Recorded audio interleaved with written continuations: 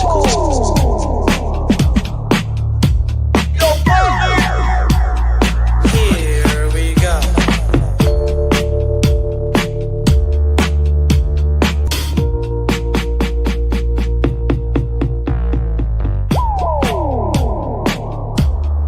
Here we go.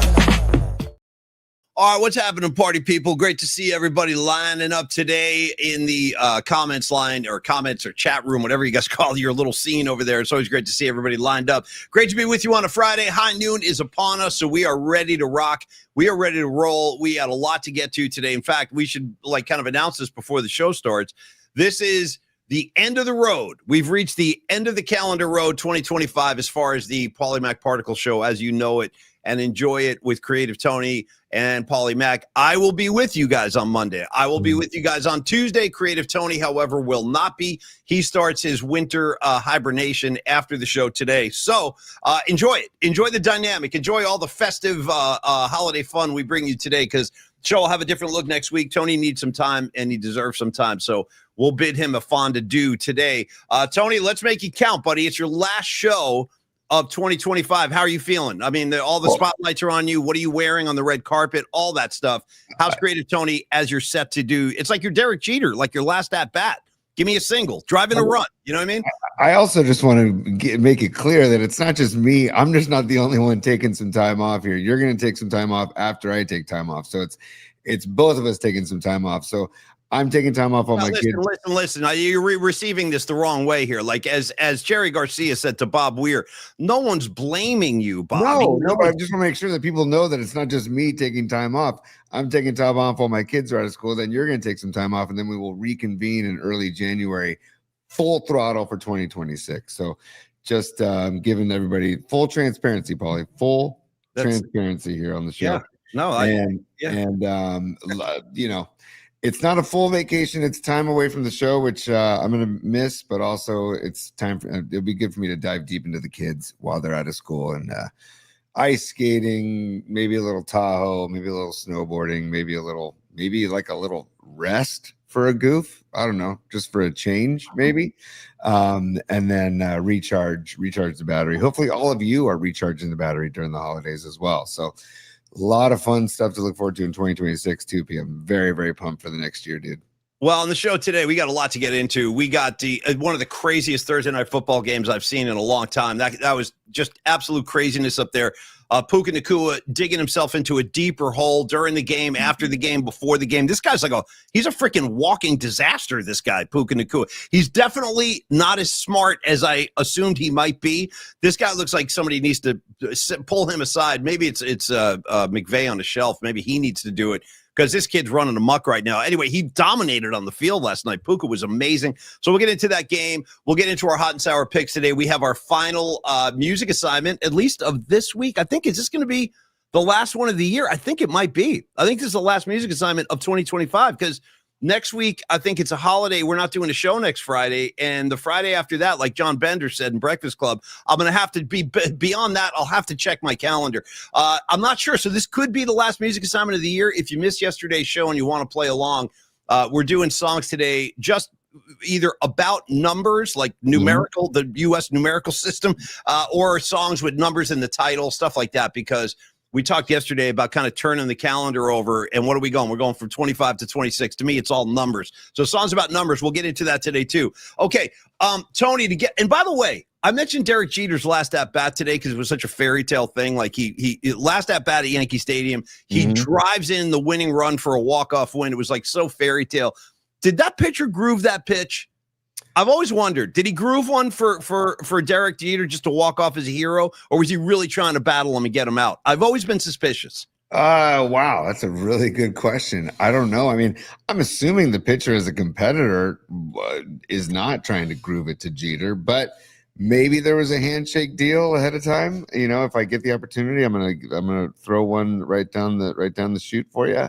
Well, they do say, Tony, do you remember hearing that? Because I remember the year that Cal Ripken broke Lou Gehrig's consecutive games played streak. I believe it was that year's All-Star game. And the game might have even been in Camden Yards when it was pretty famously said that whoever was pitching to Cal Ripken in his own yard, in the year that he broke Eric's record, they grooved him a pitch in the All-Star game and he hit a home run. Do you remember that whole controversy? Like somebody just laid like a softball right down Broadway.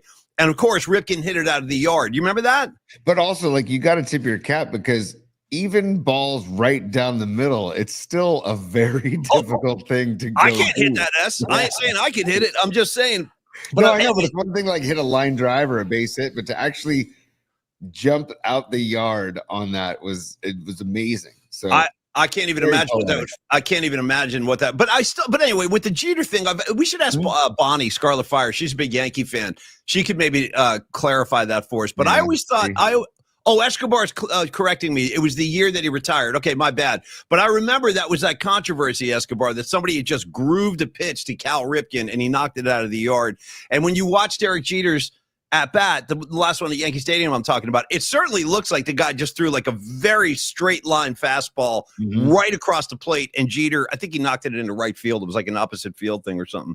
You know what? If the pitcher did that, then I got to tip my cap to the pitcher because knowing the moment and knowing the greatness that is at the plate and just giving the hitter a chance to prove himself. It's like the most selfless thing a professional athlete could do. Make himself look bad to honor somebody else. So you're not getting that. Paulie, you know, it's totally selfless is sprinting off the field after you lose and tweeting from the locker room immediately. That's Let's really go. selfless. Let's get into it. This kid's nuts. This kid's nuts. He's a loose cannon. I didn't realize. I had no idea. Dude, before like this previous week and then yesterday with the anti-Semitic thing, the celebration he did, I didn't know anything about this guy other than he was a good football player. All of a sudden, he's turned himself into public enemy number one in 1 week. 1 week, this kid. And clearly, he's not all there. He has no sense of timing or no sense of right and wrong, no sense of like decorum. But go ahead, speak to it, Tony. How'd you react? Because he was tweeting how long after the game? A minute?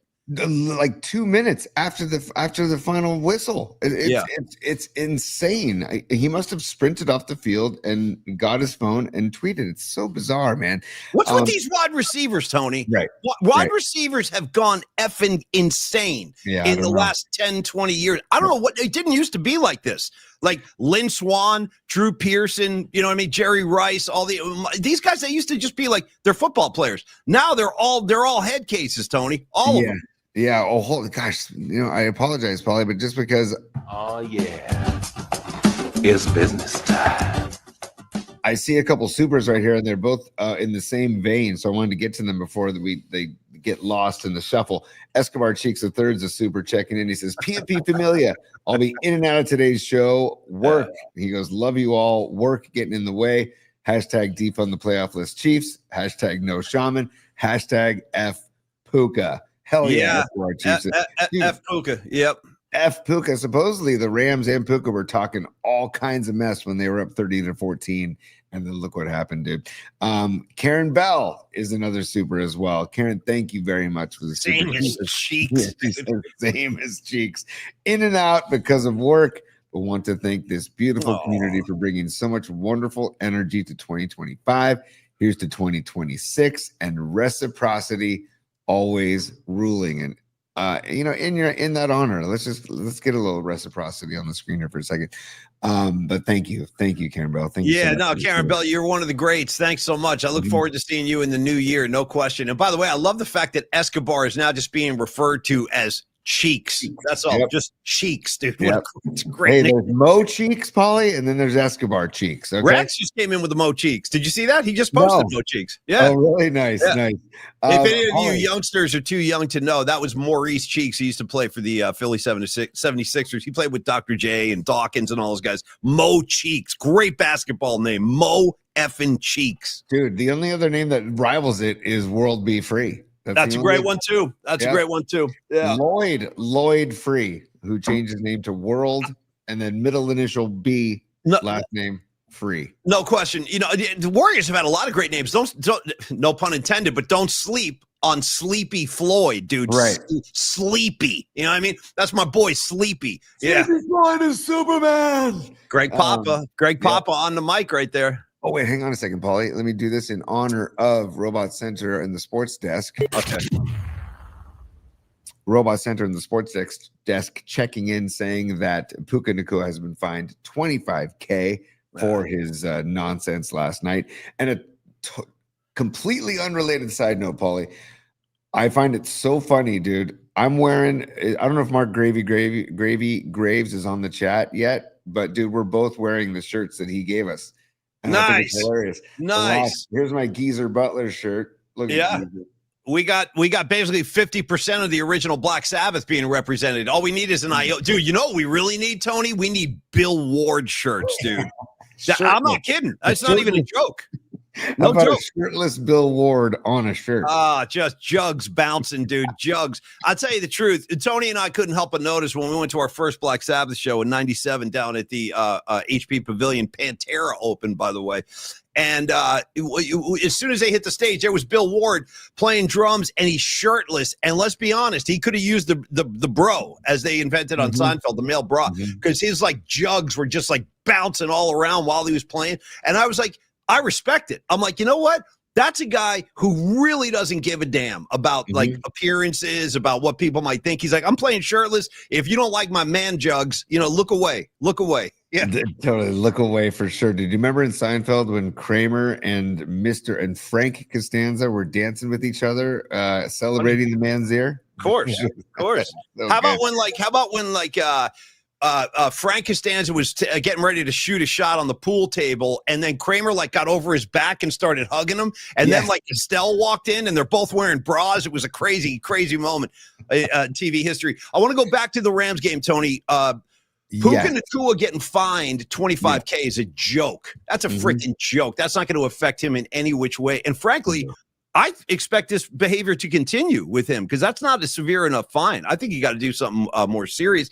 And totally, not only did he tweet after the game 2 minutes after, he ripped the refs again in that tweet. That was like a subtle swipe at the refs. He did it twice. Yep, and he did the LOL. And it's just, I don't know, man. The fact that is your first thought after losing a heartbreaker of a game and an amazing, very entertaining football game. Yeah, it's crazy, wacky ass game. That's your go-to move. That's your first thought of what you need to do, right? It's so bizarre, man.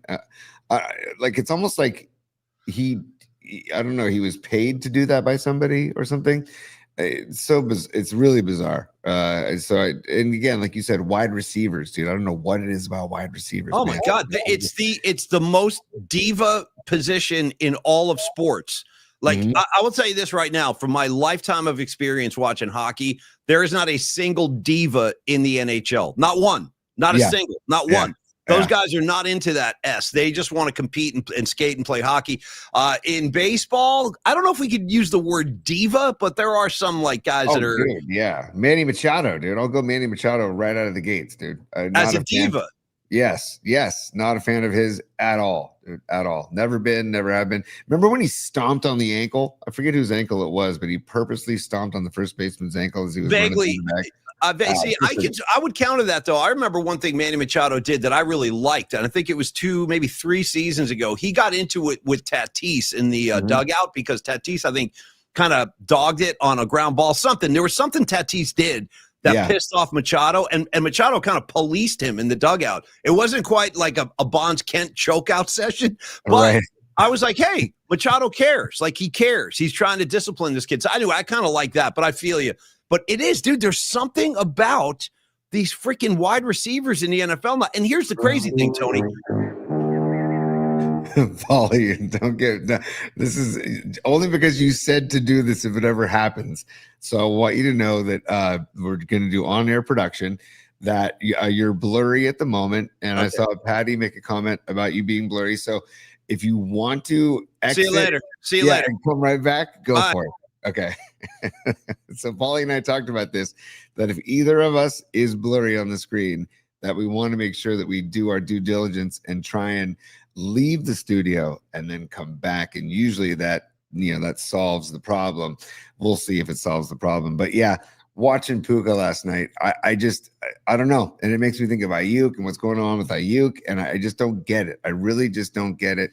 I don't know. I'm just so thankful for guys like George Kittle who just have so much fun playing the game and just keep it light and keep it, I don't know, goofy. George is a total goofball. I just love it. Or like Brock Purdy, who's a class act. I like Jalen Hurts. I think Jalen Hurts plays the game with a lot of passion, but a lot of like, I don't know, he's not a jackass or he's not a diva. Just trying to think. Justin Herbert's another guy I think of is not a diva. Certain people around the NFL, but it seems to be wide receivers. So it's just freaking bizarre. And Puka is a hell of a player. And it sucks that it takes away from Puka as the player. And you look at Sean McVay in the press conference last night. Here, let's add Paulie back to the screen to see if it works. Yeah, there we go. Nice. You know what I mean? Paulie Mac. There we go.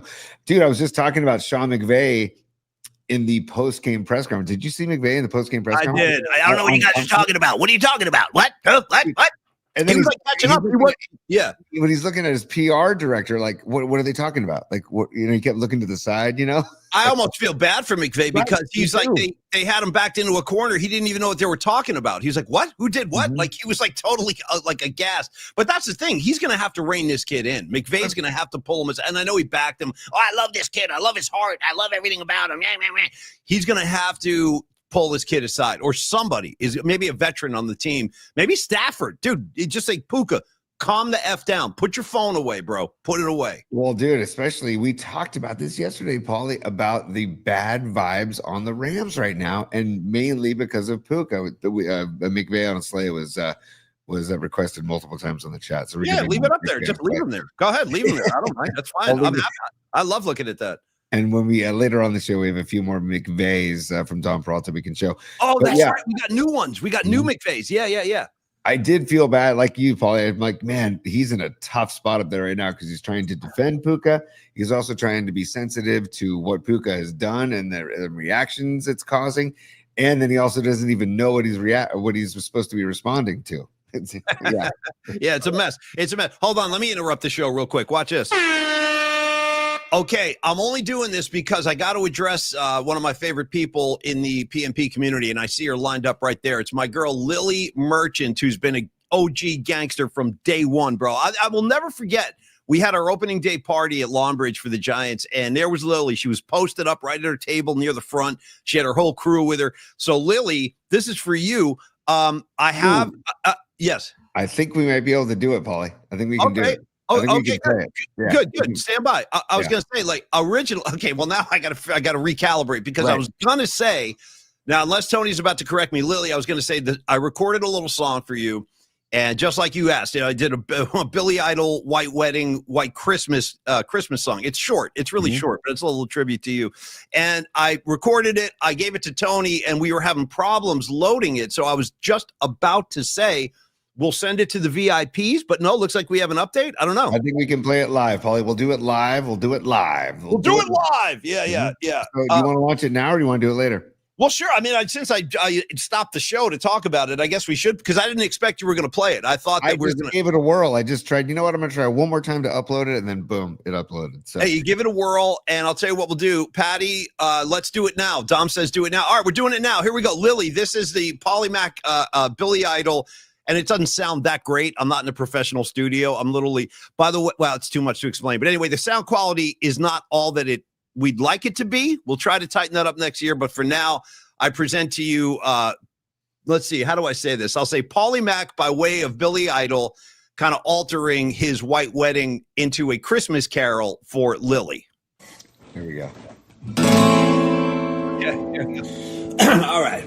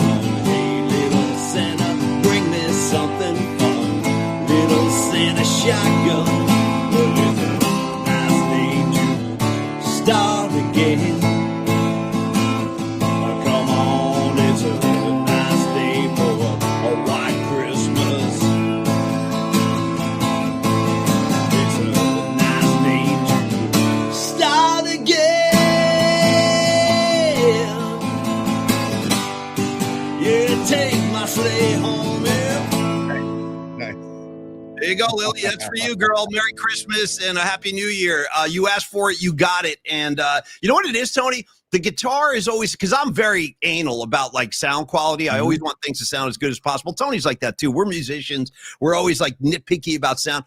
What happens is the guitar is too loud and my vocal gets buried. Kind of, you know what I mean? You get more guitar than vocal. But anyway, the thought was there for you, Lily. We can spin that again before the end of the show if you like. But yeah, Stevie B, you like that? Okay. Anyway, Lily, thank you for the support this year. You've been a great, great friend and a great member of the community. So happy holidays to you and yours. That's for you. Hey, Paulie, take my sleigh home. Yeah. Okay. Take my sleigh home. Yeah. Take my sleigh home. Yeah. Boom, there you go. McVay on a sleigh. Paulie, but we talked about this yesterday, and I'm thinking that it's a thing, dude. There's bad mojo, bad vibes in Ram country right now. Good. Burn the whole place down. Burn it to the ground. In fact, let me ask you this. This was something I think I was talking to Los D about last night, the great Carlos De La Fuente, Flex Funding. Look into him if you haven't already. Carlos, he was like, hey, man, we always talk during games, like we're always kicking stuff around. And I told him, I said, listen, I'm watching this game, but I'm conflicted. Like I picked the Rams to win that game last night. And like when we were just like kind of casually, examining the game yesterday, and as the game started, I'm like, I hate both these teams. Like I was really conflicted last night. It was an uncomfortable place to be as a Niner fan watching this whole thing go down. How did you kind of receive that game last night? I definitely feel the same. But I said, you know what? I hate LA. I hate the Rams more because of my disdain for just Southern California or Los Angeles. I shouldn't say all of Southern California. I like San Diego. And I like San Clemente, certain parts of Southern California, but just LA, I'm not a big fan. Just not a big fan. I don't mind going down there because I go down there for shows sometimes. Like I love the LA Forum. Just by the way, I love it's one of my favorite buildings actually because it's super old school and there's so much history in that building. So I love the LA Forum. I love the Hollywood Bowl. I saw a Dead and Company there a few years back. I really enjoyed that. Really, really cool historic venue. I like LA, Tony, but I like getting out of there after a couple of days. I go see my buddies. If I had to choose between Seattle and Los Angeles, though, I would visit Seattle 100 times out of 100 before LA. I really would. I like Seattle much more than I do Los Angeles. So that's why the Rams get more. And also just the Rams rivalry in the 80s and stuff, man. And then like to go back to like Vince Ferragamo and Jack Youngblood.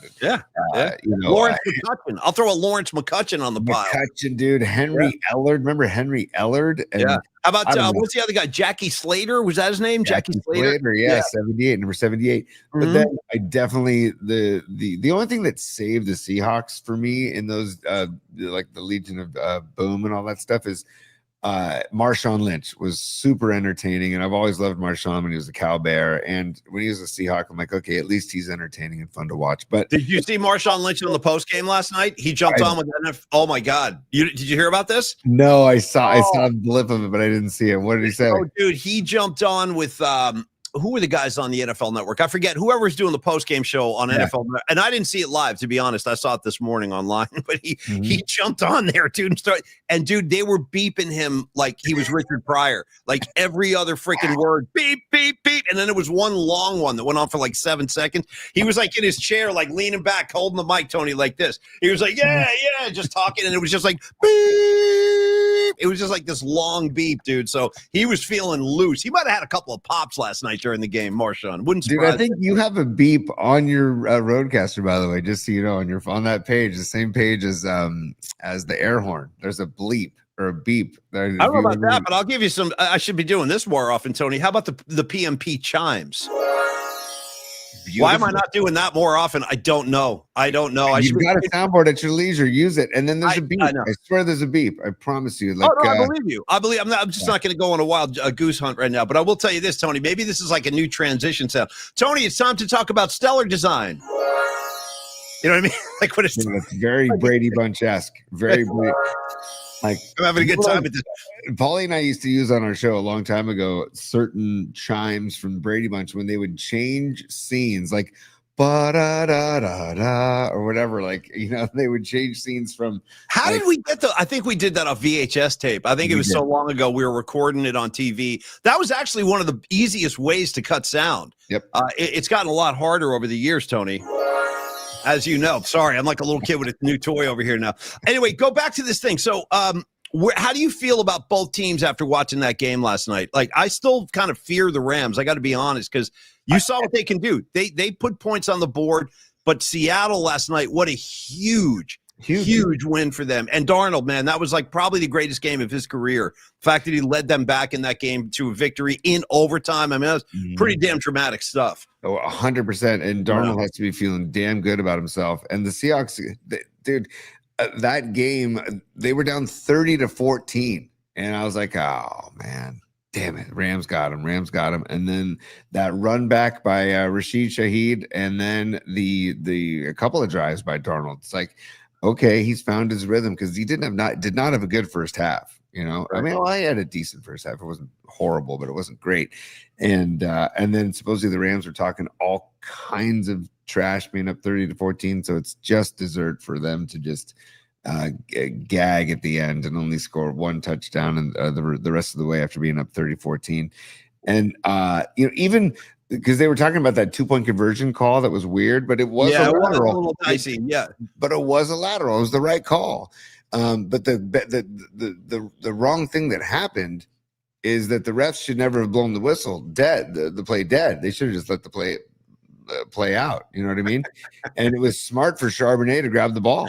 It was smart for him to grab the ball. That's what gave him the 2-point conversion. Is that he? By the way, every time you say Charbonnet, Tony, I think about like that sounds like a nice glass of wine. I'll take a Charbonnet, please. We'll take 2 Charbonnets. You know what I mean? Like it just sounds like something light and refreshing on a hot summer day up in Napa. Patty probably drinks Charbonnet. You know what I mean? Patty's got a whole cellar full of Charbonnet up there. And what's up, Patty from Napa? Thanks for all the help this year. Thanks for the help today. Who we kidding? Thanks for today.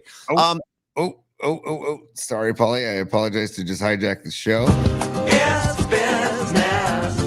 It's business time. I know what you're trying to say. You're trying to say it's time for business. It's business time. Ooh. Patty from Napa is a super. Oh. And Patty, thank you for the super. And yes, thank you for earlier today. And she says, happy holidays to all. PMP Familia is the best. Our own little therapy group, and 2026 will rock. And you're damn right, Patty. Thank you. By the way, if this is a therapy group and Tony and I are the therapists, good luck. Good luck, everybody. Believe me, we're in no position to be giving advice to anybody. I'll tell you the truth. I need a lot of help. I acknowledge that. I need a lot of therapy. I don't know if we should be considered therapists, though. Tony, you know what's funny about last night, too, is when the Rams went up really big in that game, I bailed out. I left. I told Los D, I'm like, I'm on the Warriors now. And dude, that was another insane. I don't know how many of you saw the Warriors last night because of the Thursday night football game, but I did. I bailed out when the Rams went up big. And dude, that Warrior game, another heartbreaking loss, by the way, if you didn't see it, they lost by 1.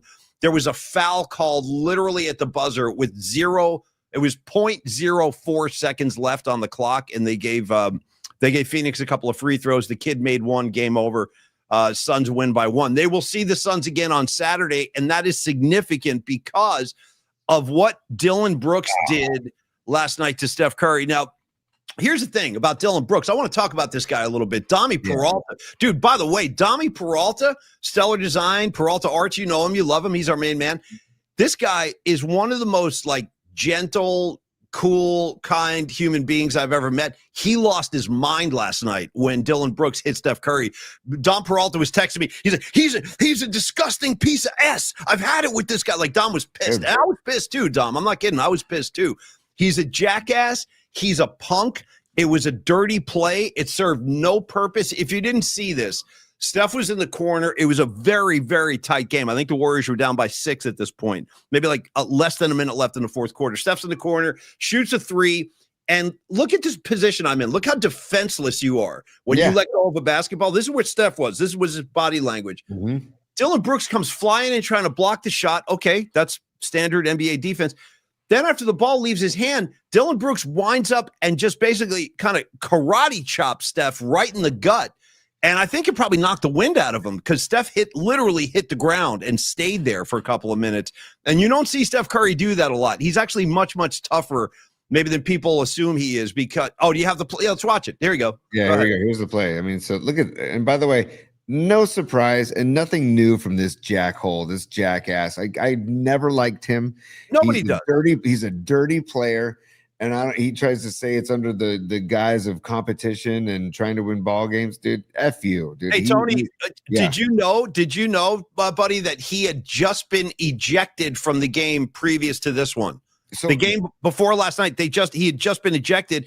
And I got to tell you, after you roll the tape, I thought he should have been ejected here, and they only gave him a flagrant one. They gave him a flagrant one. I don't know what's up with the refs. You can basically walk up to Steph Curry, kick him in the nuts on the court, and get a common foul. Like they don't. I don't understand it. If that's LeBron, if that's SGA, like the new superstar, if there's certain players, if that's Giannis that's getting that type of treatment, they would probably have tossed Dillon Brooks. You know what I'm saying? Just to make a statement. But nope, for some reason, it's Steph Curry. So here's the play. And it's going to make you angry if you haven't seen it yet. But yeah, prepare to be pissed off because it really is upsetting what he did. It's such a dirty punk ass move. There is a warrior there's the shot. The reputation test. Hit you in the stomach for no reason. It doesn't look as bad from that angle. But what's the point of that? But Steph wincing in pain. There we go. One more time. We can put the volume down. That has dealt with the reputation test. So there. I mean, it's just. I think it probably. Yeah, I'm sorry, Tony. Go ahead. Completely unnecessary and complete bush league. Dirty. He's a dirty player. He's gonna get his at some point. Somebody's gonna just. I don't know. Well, on that note, let's talk about that. Let's talk about a little payback here because, listen, Draymond Green, you see him right there. Draymond standing right out there on the perimeter. He saw the whole thing. Mm-hmm. I would expect and I would hope, actually, that Day exacts a little revenge on Saturday because they're going to see each other again, and it's going to be at Chase Center. So if I'm Draymond Green, you know what, bro? You do what you got to do. You hit him with it. I don't care what you do. Hit him with an elbow. Hit him. I don't care, but I want Draymond to exact some form of payback here, and I think he probably will. You can't be hitting the bell cow for the goal. And this is one of the greatest players in the history of the sport.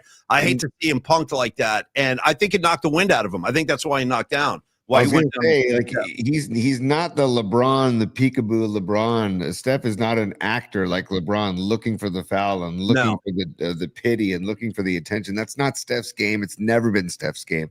So when he's writhing on the floor, he must have been in some serious pain. I have to believe 100% that he was in some serious pain from a bush league dirty play from a dirty player, man. It's just so, yeah, all of a sudden, all eyes on Dillon Brooks on Saturday night. And by the way, this is after you go to Longbridge Pizza and have pizza and beer before you go to Chase Center. That is either way. Maybe grab a pie after the game on the way home. Like whatever, Tony, whatever suits your fancy. Yeah, dude. I like suiting your fancy or my fancy. Stand by. Oh yeah. It's business time.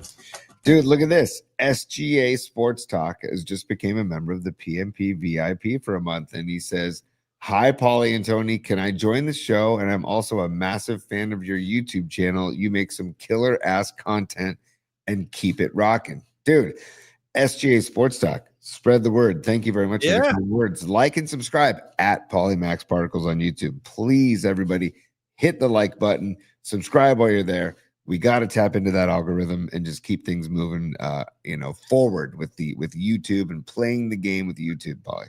Thanks, SGA. And if you ever want to do something like collaborative, if that's what you're asking, shoot us an email. Just break it down via email, paulyspod@gmail.com. We go through everything in there, and there's a lot of requests. And again, on that note, we can open this up again just to remind people that we do not have a guest sponsor today for the music assignment, but that's the kind of thing that's up for grabs. The musical assignment, hot and sour picks, Tony's top 3, studs and duds, anything you want to join us for, just sponsor the segment and we will put you on the air with us. And we love it. We're hoping we get a lot more of that next year. That was actually Patty's idea. That was one of the great Patty from Napa's idea. She's like, because we were like, how do we involve the audience more? I love looking at the comments and stuff, but I also love talking to people like we used to on talk radio. And isn't it funny, dude? Like the whole kind of format of, and it's only because it's like an oxymoron. Tony, it's talk radio, right? But they basically phased out taking calls years ago, and I was never a big fan of that. I love interacting with the audience. I love talking to the people. Tony's the same way,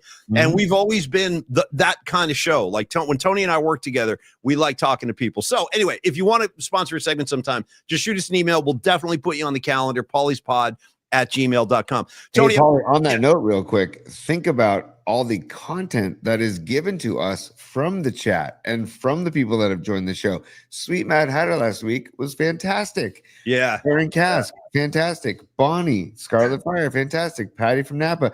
Everybody that's come on the show so far has been added to the show and added content to the show. Sweet Mad Hatter from his house in Central Oregon, and it was great. We're talking trout fishing of all things. It was a great segment. Anyways, Aaron Cass talking Tool, Bonnie at Scarlet Fire talking showing us her ticket stubs, and Patty from Napa talking Eagles. More of that in 2026, please. More. Yeah, for sure. And by the way, I want to shout out my buddy. I saw him a couple of minutes ago, Jeff Faust from the Peaches. He's on the board today. And it's funny, Tony was talking about catching trout because, Jeff, if you missed yesterday's show, I was telling Tony we got to get his ass up there with his Italy hat on, and you got to let him catch some of those bass that you let me catch. Because this guy's like a freaking mad scientist. He's like, Paulie, I'm gonna row us right over here. We're gonna catch some bass right here. You ready? I go, yeah. He goes, throw a line in. Boom, I got a bite within 10 seconds. He's a madman. So anyway, we'll try to do that in the new year. Tony, and you mentioned Jeff Faust. I just want to promote his gig, Freestone Peaches. Freestone Peaches, December 27th at the Hop Monk in Sebastopol, Rod Brooks's backyard. So I think Rod actually might be going to that show, number one, and I'm going to try and get up there as well. I might try to go to that show too. Yeah. December 27th, Hop Monk in Sebastopol, Freestone Peaches, incredible Allman Brothers cover band, and Jeff Faust on the ukulele looking the Koa wood bass, dude. The Koa wood bass, it's phenomenal. So yeah, man, that gig for sure. When Jeff Faust isn't laying down killer Allman Brothers bass lines, he's pulling trout in like a freaking madman, like a world-class fisherman. Tony, I look at the clock and you know what it's time for? Yeah, that's going to be a regular thing now. I don't know what took me so long. It took me all year to embrace this. Now I can't stop. Tony, let's talk about Stellar Design, the great Dom Peralta for a minute. He's been this guy's a Hall of Fame supporter of the show, Hall of Fame friend, Hall of Fame human being, period, end of story. This kid's been great with us. Thank you for everything, Dom, this year. We're going to do something a little bit different today. Rather than talk about Stellar Design, which you can always talk to Dominic at stellar.design. Reach out to him anytime. Hire him for his artistic services, his artistic talents. He can make your next event really sparkle with a personalized poster or, marketing tools, whatever. Dom will bring your next thing to life. So just reach out and talk to Dom anytime. 650-796-3144. But this will indicate it's kind of how selfless Dom is. Dom, excuse me. Because Dom just gives. Dom's like, take this, take this, take this, take this. And he doesn't take. He just gives. And with that in mind, Dom Peralta today asked us if we could revisit the fundraising drive we did a few months ago. We did this in September for the San Francisco Marin County Food Bank. And if you look at the artwork on your screen right now, again, all created by Dom, we raised $1,610 out of a projected $2,000. That was our goal. We were trying to get to $2,000. So being that this is the holidays, and I would say most of us are pretty fortunate, like the fact that we're even here, we have our lights on, we have a roof over our heads, we have computers, we're all typing on the comment line, so we're okay. You know what I mean? By and large, like, we're okay. We're surviving in this world. There are a lot of people that are not as fortunate as we are, so this is the time you got to think of them, man. Our fellow brothers and sisters who are having a harder time than we are, if you can donate any amount, $5, $10, $20, whatever you can afford, just a little bit would go a long way, and it really does. Tony, I went out yesterday. I fed the homeless guys in San Rafael yesterday after the show, and I'll tell you this, as soon as I walked up the steps, because you got to kind of walk up these steps where the old police station is, and there's like a little tent scene there. These two dudes were sitting there, and I had a bunch of food in a bag, and I just walked up, and I'm like, hey, you guys, if you're hungry, there's some food here. And I said, spread it around. And, dude, I gave these guys the bag. They were incredibly thankful. And then, dude, when I turned around to walk away and I looked back over my shoulder, they were already in the bag eating. Good. That's how hungry these guys were. So I'm just saying, like, it's a real thing. Hunger's a real thing, and I just hate to think about people without anything to eat. So if you can help, please do. Tony, can you let people know how they can find this? It's simple. Just go to our YouTube channel at Polymax Particles, and right below our bio is the links that you can click on, and it's literally says links, and you click on that, and then there you will see the SF Marin Food Bank link right there, the GoFundMe link, which is what I'm showing you right now. That is, I clicked on that link, and that is the link right here. You'll see this logo, and you'll see the ability to donate. And like Paulie said, $2, $5, $10, 20, whatever, it all adds up and it all makes a difference. It doesn't matter what amount. Like, it's funny, Paulie, we're fundraising for my son to go to Cooperstown right now, and I'm saying the same thing to people. Don't feel pressure to give it. Literally, if you give $5, it'll add up. You know, so, and the same thing, and this is a far more important thing than my son's Cooperstown trip. These are people that are actually really struggling and need the help. So so if you go to our YouTube channel at Polymax Particles, right under our bio, click links and click the GoFundMe page, and you can donate if you can. Thanks. Really appreciate the help. Thanks, Tony. And thank you, Dom, very much. Yeah, man, this is a great thing we can do. A selfless act, an act of kindness. Let's just help people out there in the spirit of the holiday season. So thank you, Dommy. And by the way, if you're a Dom Peralta fan, as I am, make sure you're with us on Monday, because Dommy is going to be riding shotgun with yours truly. It's going to be, you won't see Tony, but you'll see Dom right there. So I'm looking forward to that too, Dom. We're going to have a lot of fun next week. And then Rags, we got Rags coming out of the bullpen on Tuesday. That's going to be, better have the censors ready for that show. That's going to be a good time.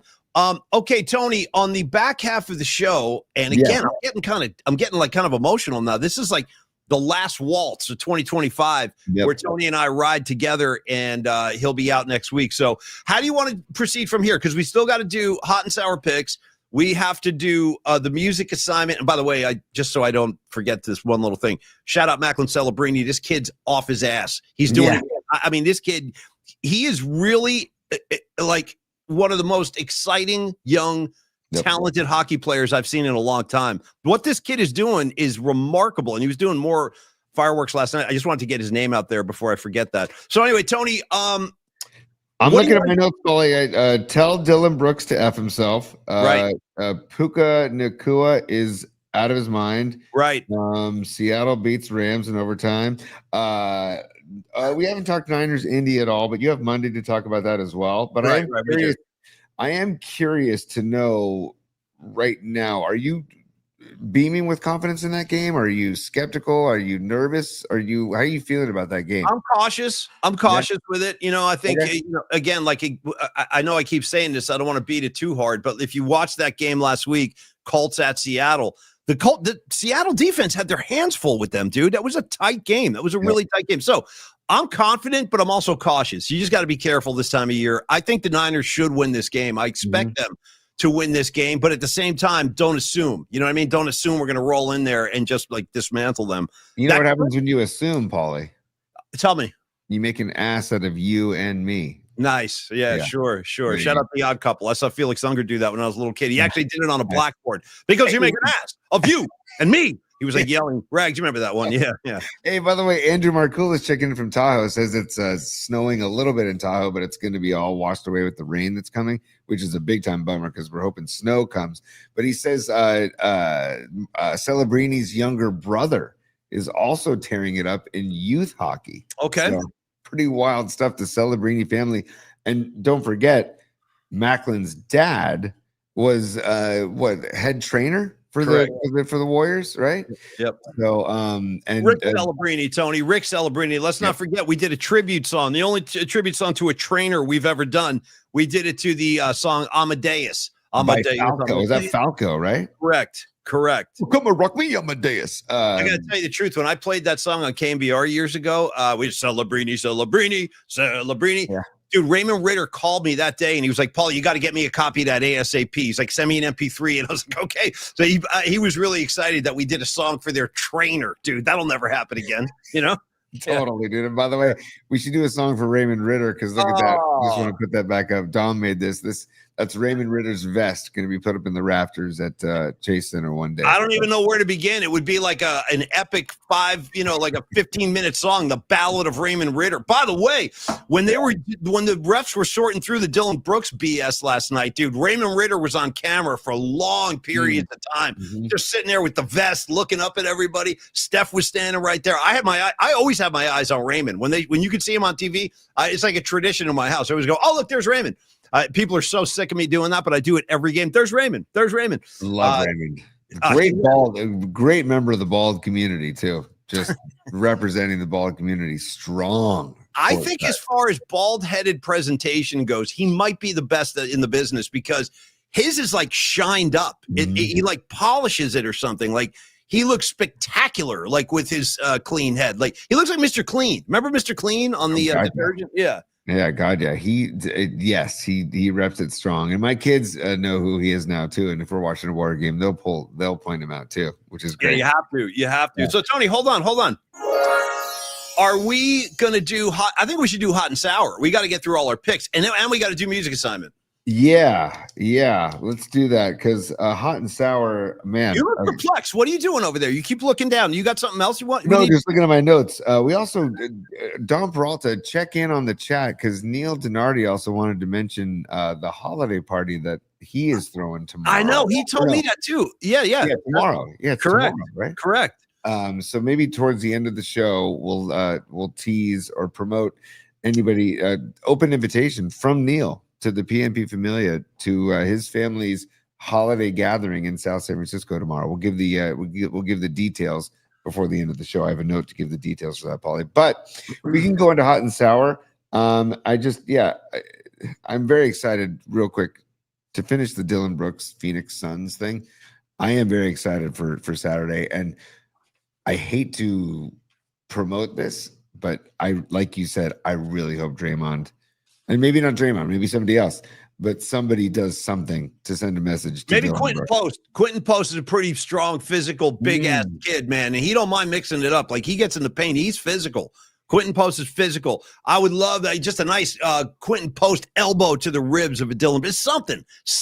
You can't let this guy be swinging at Steph Curry like that, man. No Steph Curry. There's no chance. There's no nothing without Steph Curry. So someone needs to find this guy in a corner in the paint somewhere and let him have it. Draymond Green, Quentin Post. You know who else a pretty tough kid out there is Trace Jackson Davis. He's pretty physical too. He can hold his own. So somebody, one of those three, just get out there and let them know that is not okay because we're all. It just stinks too. Like you look at Puka Nacua last night, or you look at Dillon Brooks last night. These guys, they're very, very good players. Like Dillon Brooks is actually a damn good basketball player, but he's such a punk, dude, that it takes away from the appreciation of him as a basketball player. And I kind of question his intelligence after what he did. Like, what is the point of what he did last night? There's literally no point to that. Like, what are you trying to accomplish? Did you see his BS quote where he says, I got to do some soul searching, but he was actually saying, like, I've been lifting too many weights and I didn't, I did not. This is after last night's game? Yeah. No, I didn't see that. Weird quotes about, I got to do some soul searching, and I got to make sure I don't put my team in a bad position, and I've been lifting too many weights. And it's like, what are you talking about, dude? You gave one of the greatest players in the history of the game a dirty play, a cheap shot on one of the greatest players to ever play the game. But part of me thinks it's just a jealousy thing, man. It's just a jealousy thing. Well, he's got a pretty famous kind of feud going with LeBron James. Like you saw what him and LeBron were tangled up a couple nights ago too. They had and LeBron went crazy. LeBron, one time I'm rooting for LeBron. But of course, LeBron's going to be like, he's going to be the king of the NBA no matter what. Because when he was trying to go after Dillon Brooks a couple of nights ago, LeBron James, he literally grabbed one of the referees by the arm. You cannot make contact with the refs under any circumstance. LeBron James literally grabbed a ref and almost started shaking him. Of course, there's no repercussions there. Here's what's interesting about Dillon Brooks. I don't know how many of you ever saw this. It's still on Netflix, and I do recommend it. It's a really cool watch. Yeah. There's a little documentary about the Olympic Games last year when the United States won the gold medal, and Steph Curry put on that show that was just an unforgettable, one of the greatest shows I've ever seen. The gold medal game, I think it was against France, where he just went off. He took over like Steph does. In that series, there is a pretty lengthy portion of one of the episodes about Dillon Brooks, because Dillon Brooks played for Team Canada. And when you see him interviewed in this documentary, he seems like an okay guy. Like, he's super chill. He's one of these guys that when he talks off the mic, he's like, yeah, I'm just training a lot. I'm training. I'm working out. Like, he's super chill like that. And then you see him on the court acting like a jackass. So it's hard to kind of make sense of that. Like his off the court kind of real personality and this kind of bully thing he does on the court. But to me, dude, he's like a half-ass bully. I saw real bullies, bro. I saw Charles Oakley play. I saw Dennis Rodman play. Bill Laimbeer, dude. Bill Lambeer, dude. Bill Laimbeer. I mean, so Dillon Brooks to me is like a Johnny-come-lately kind of wannabe tough guy, dude. He's a fake. He's not really a tough guy. He's a tough guy by today's softer standards. And the NBA has gotten so effing soft. We were talking about divas earlier in the show. There's a lot of them in the NBA. There's a lot of them out there. Let's just be honest. We all know it. We see it all the time. So again, I hate fake tough guys. I hate that. You know what I mean? You want to be a real tough guy? Be a tough guy. Go to Steph face to face. Don't give him a cheap shot. Dude, would you consider Juwan Jennings a fake tough guy? I consider Juwan. No, I don't. No, I don't consider him a tough guy at all. Really. Yeah, that's how I was gonna say. Yeah, I don't think of it. Yeah, I don't know what's going on in his world either, man.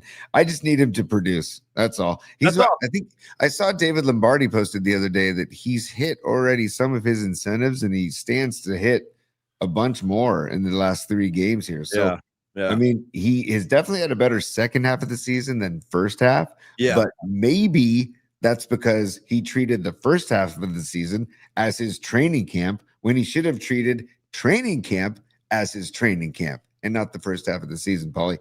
I don't know. Just for a goof, go to training camp next year, Juwan. Yeah, why not? Just to see what happens. And Beat LA, I love it. Yeah, but Beat LA just posted. But he's what we called back in the 90s a poser. By the way, that's a word I still use all the time. I see posers all over the place, and I'm not afraid to say them. Okay, Tony, so I believe we are. Let me get the chimes. Hold on. Okay. So are we ready for Hot and Sour? Yeah. Stand by. Okay. Here we go. And stand by in a 3 and a 2 and a 1. Yeah. Come on, Tony, do you do more than that? We're hot and sour, all right. 2 slices. Oh! Yeah. Oh, no. Oh, my God. There we go. I thought I did it with a little chime. Okay, Tony, here we go. Hot and Sour picks. First of all, let's get everybody caught up from last week's results. We both went 1-1 last week. We both had a split. So I have now moved to 17-11 on the year. Creative Tony is sitting comfortably at 12-16. So, Tony, I love that, man. I would love to have that on a t-shirt or a hat, man. The chopsticks, the hot and sour soup, it's all there. Tony, and by the way, how about trying to eat hot and sour soup with chopsticks? Maybe throw a spoon up there too. I don't know. Anyway, Tony. Paulie, when I was in Japan playing baseball, the host family taught me how to basically eat soup and rice with chopsticks, and you just basically shovel. You hold the bowl like right up your mouth, basically. Yeah. Shovel.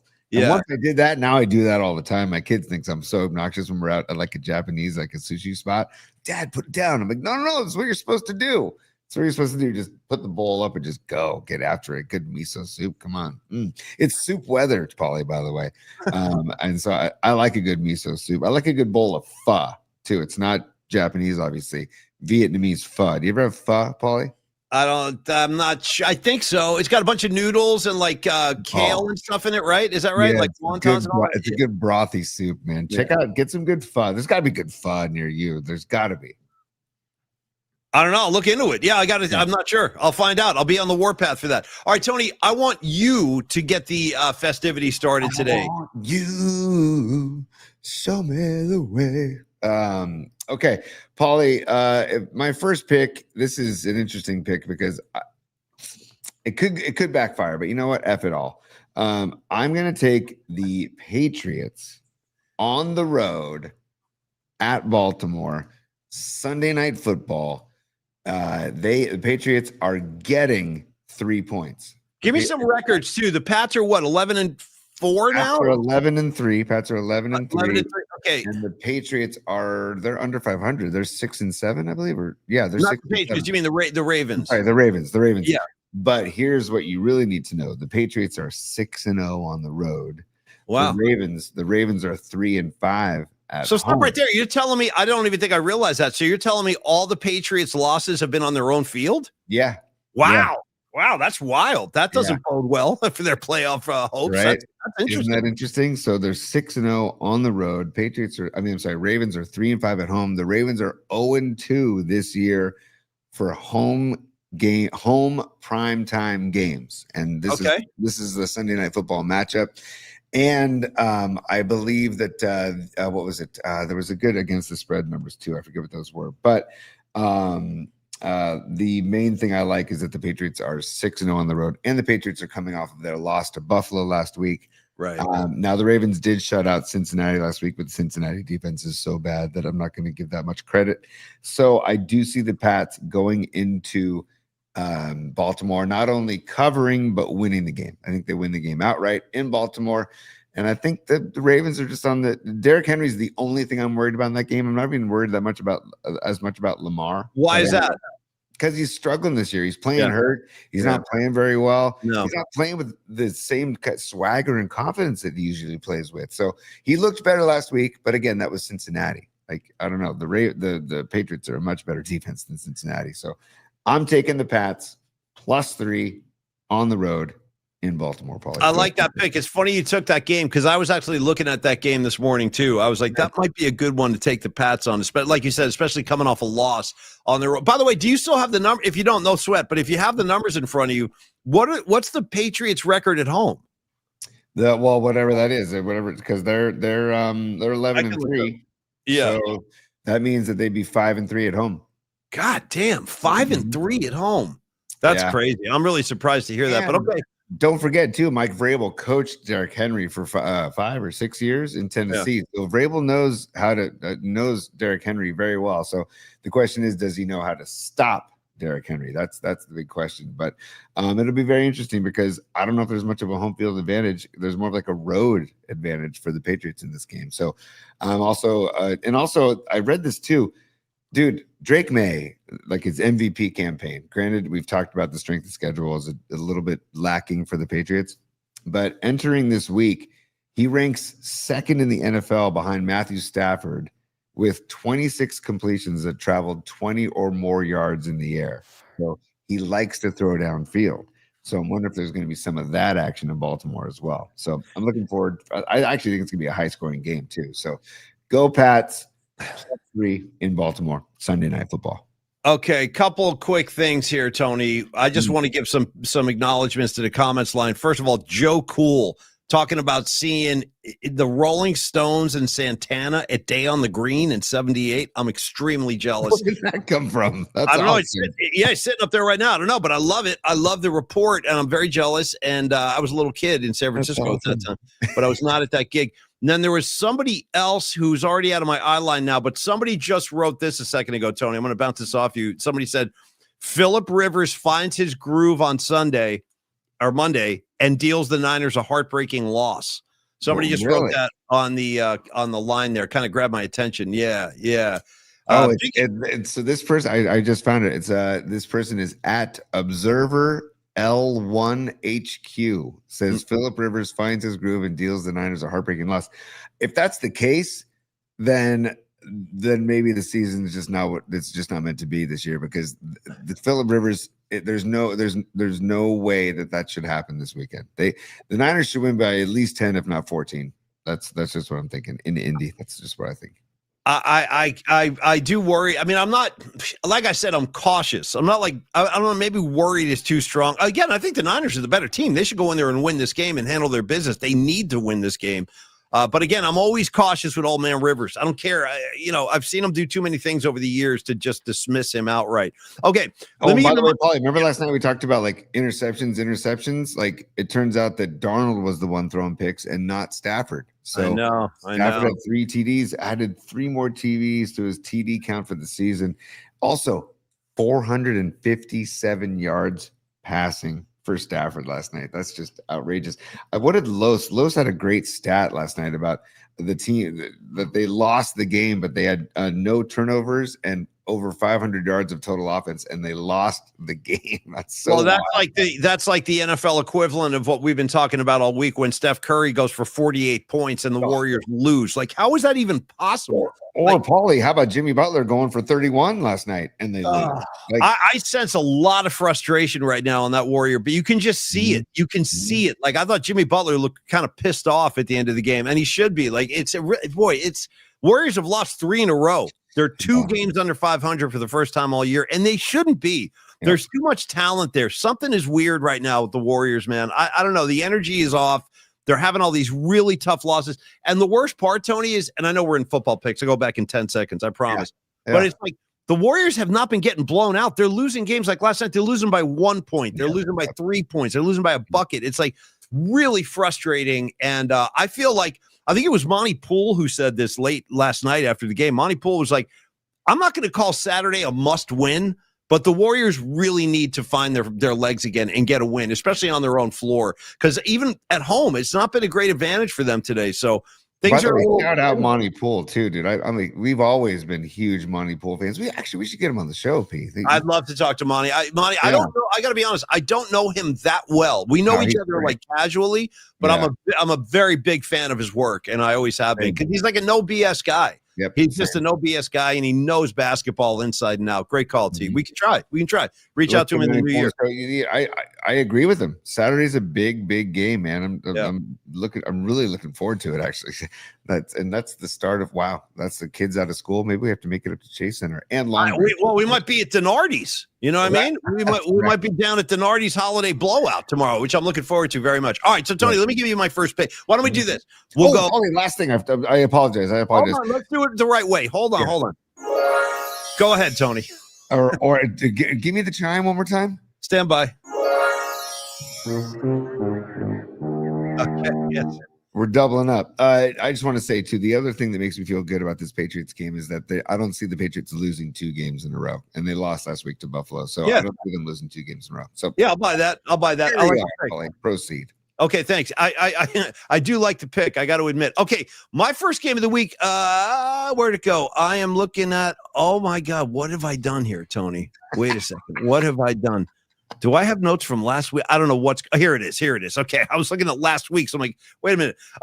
Take 2, everybody. Here we go. Yeah. I was looking at last week's hot and sour. I'm like, that doesn't look right. All right, you guys.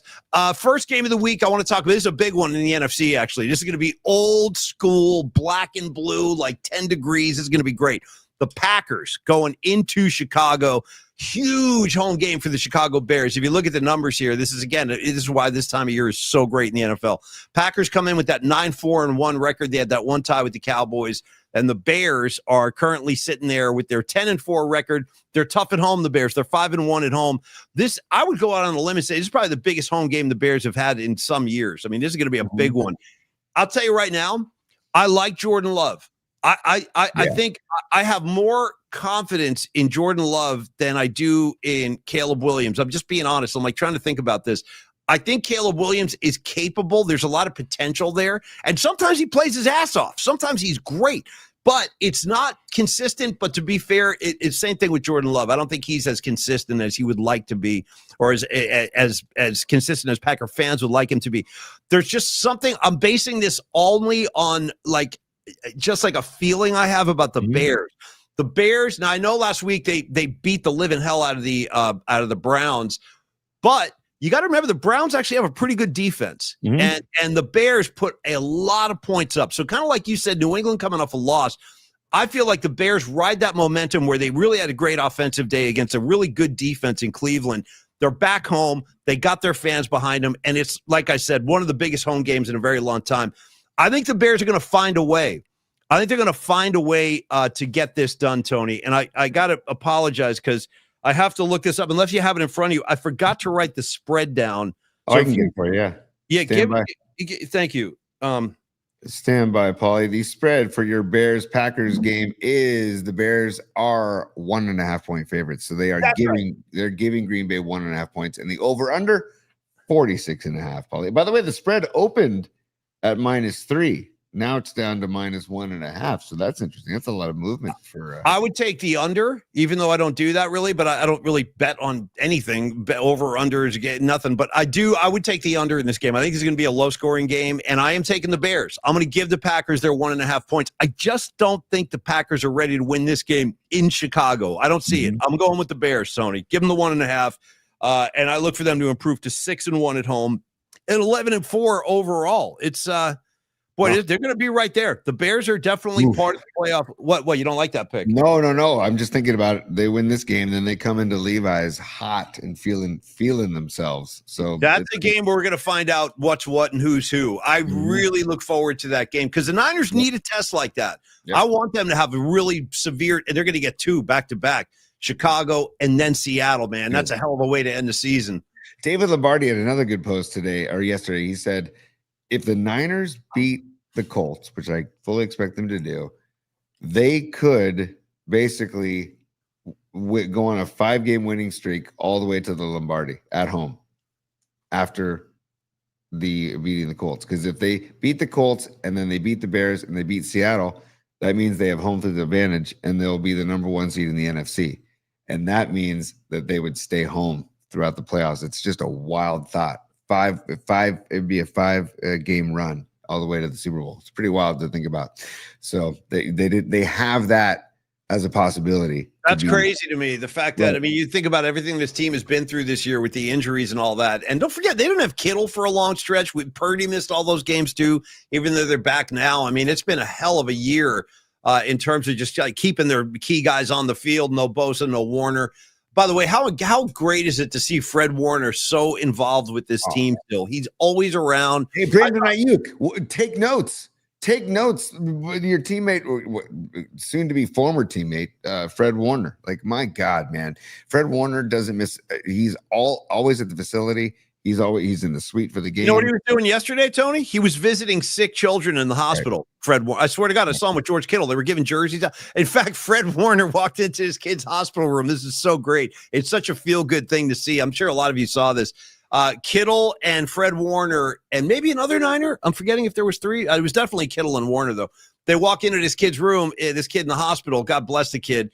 And Fred Warner walks in, Tony, wearing his jersey and a gold cape like a superhero. It was so cool. And I think Kittle gave this kid a jersey. Anyway, that's Fred Warner. Quality human being. Quality, one of the best. He's probably a Hall of Fame talent.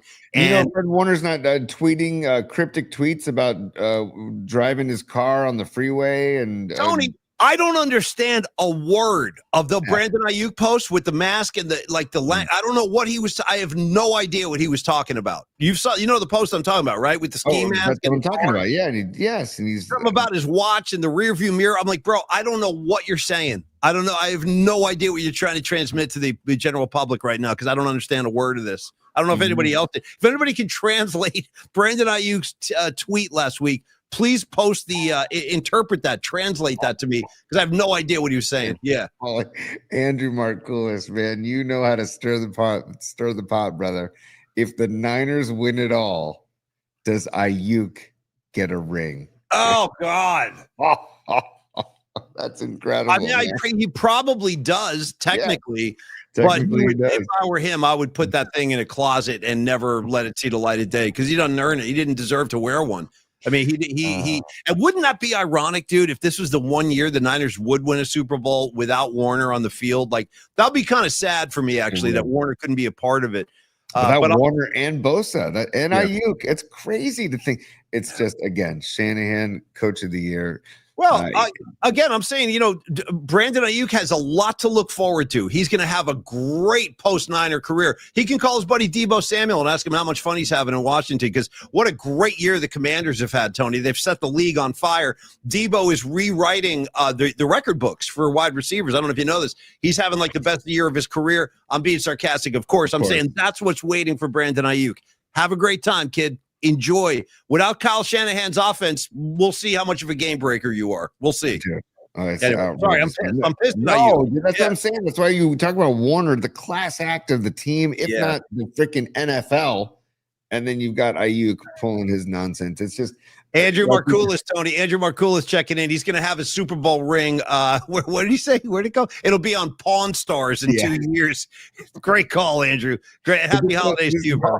This goes back to putting Ayuk and Kuminga in a Waymo and just saying anywhere out of the Bay Area. Did you just pull that out, or did you see Matt Stenson? He just wrote the same thing. No. Remember we talked about that a few days ago. But dude, I love it, Stenson. Yes, send him in a Waymo. Just send him out of town in a Waymo. Just with go. no destination. Just say, just point this thing. Just point the car east and start driving. That you know what I mean? mean? A great Fish song called "Destiny Unbound." Check out Destiny Unbound. Great your song. destiny right now, I think, is to give me your second pick in the hot and sour.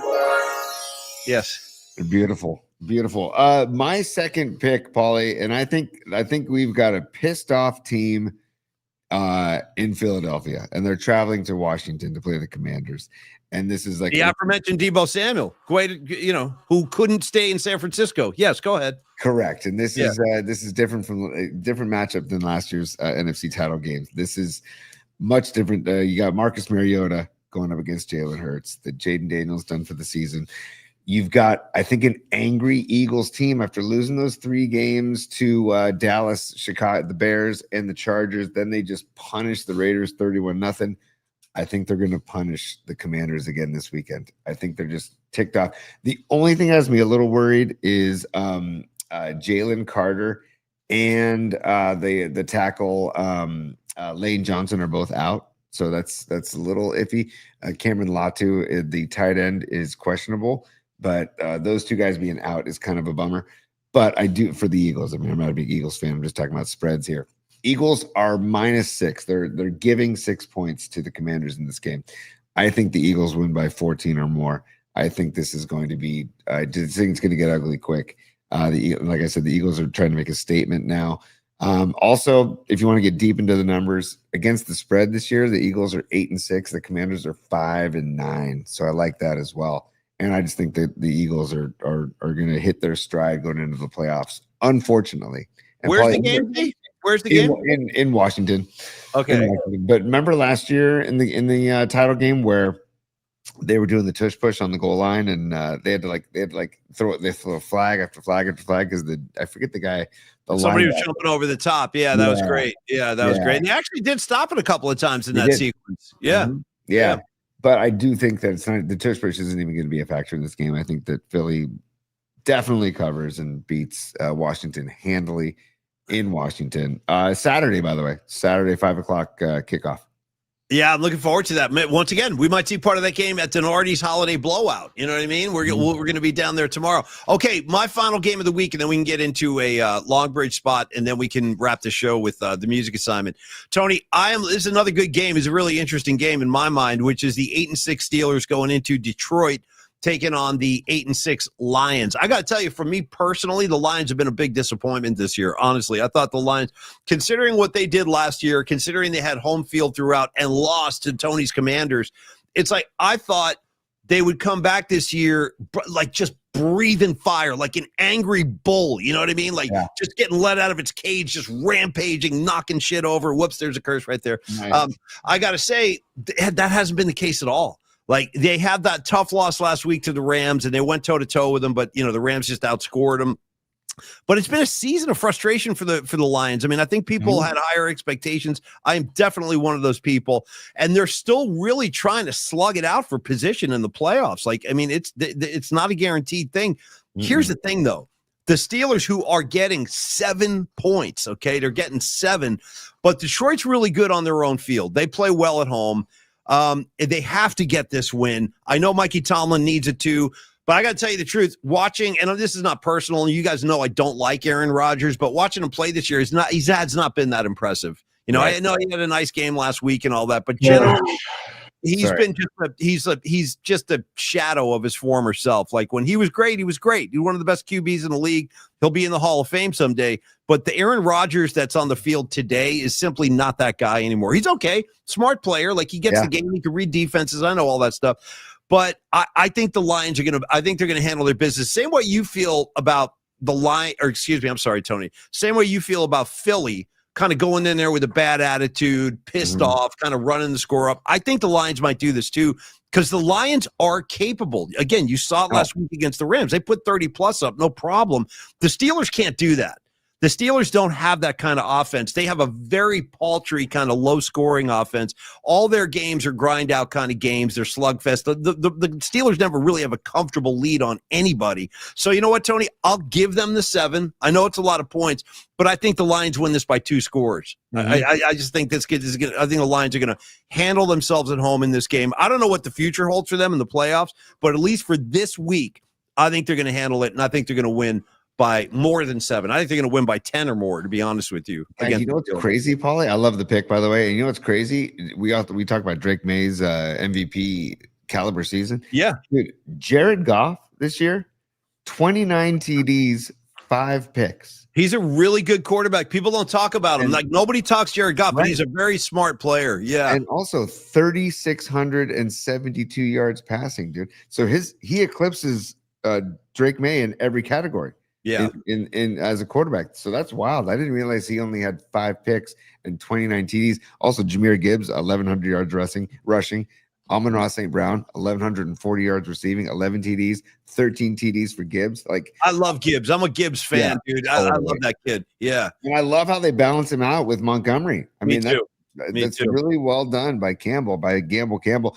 And I also root for Gamble Campbell, man. Me too. I love Dan Campbell, but I'm a fan. I'm a flat out fan of Dan Campbell. I don't know if I've told you this before, and I'm sorry if it took me all year to get to this, but Dan Campbell, it turns out, is a monster Metallica fan. Yes. Monster Metallica fan. I forget if I told you guys this, so I'll do it in 10 seconds real quick, because if you're a fan, you might appreciate this. When I went to Detroit in 2023 to see a Metallica gig at Ford Field where the Lions play, I didn't see him there, but Vicky told me that Dan Campbell was hopping around like a 6th grader, like excited to meet the guys. Like, is James going to be there? What about Lars? Am I going to meet Lars? Like, he was like all fight, like it turned into like a little kid super fan. Campbell could hold Lars like in the palm of his hand too. Like, it's like put me down, man. You're making me like nervous. Like, put me down, you know? Yeah. Like, you're like Dan Campbell, yeah. You know, yeah. But doesn't it seem like, I don't know, man, maybe I'm reading into this too much, but I feel like I would love to play for Dan Campbell. He just seems like hell yeah. Well, I think he demands a lot. I think he's a hard ass, man. And like, I'd like to play for Saleh. I feel the same way. I would like to play for Saleh and D'Amico Ryans too. Certain people that just like expect a lot, but also resonate with the players. And I'm not saying Kyle Shanahan doesn't resonate with the players, but it's just a different vibe, especially if you play the game at a high level, you know. The utmost respect for Dan Campbell, and if they can somehow squeak into the play. I mean, at the beginning of the season, I thought, and I still do, if it's not the Niners, go Lions, but now it's more of a long shot. But I don't know. It's just, if they can win this game and then win out and sneak into the playoffs, they'd be a force to be reckoned with, especially if they have any games at home, happen to have a game at home.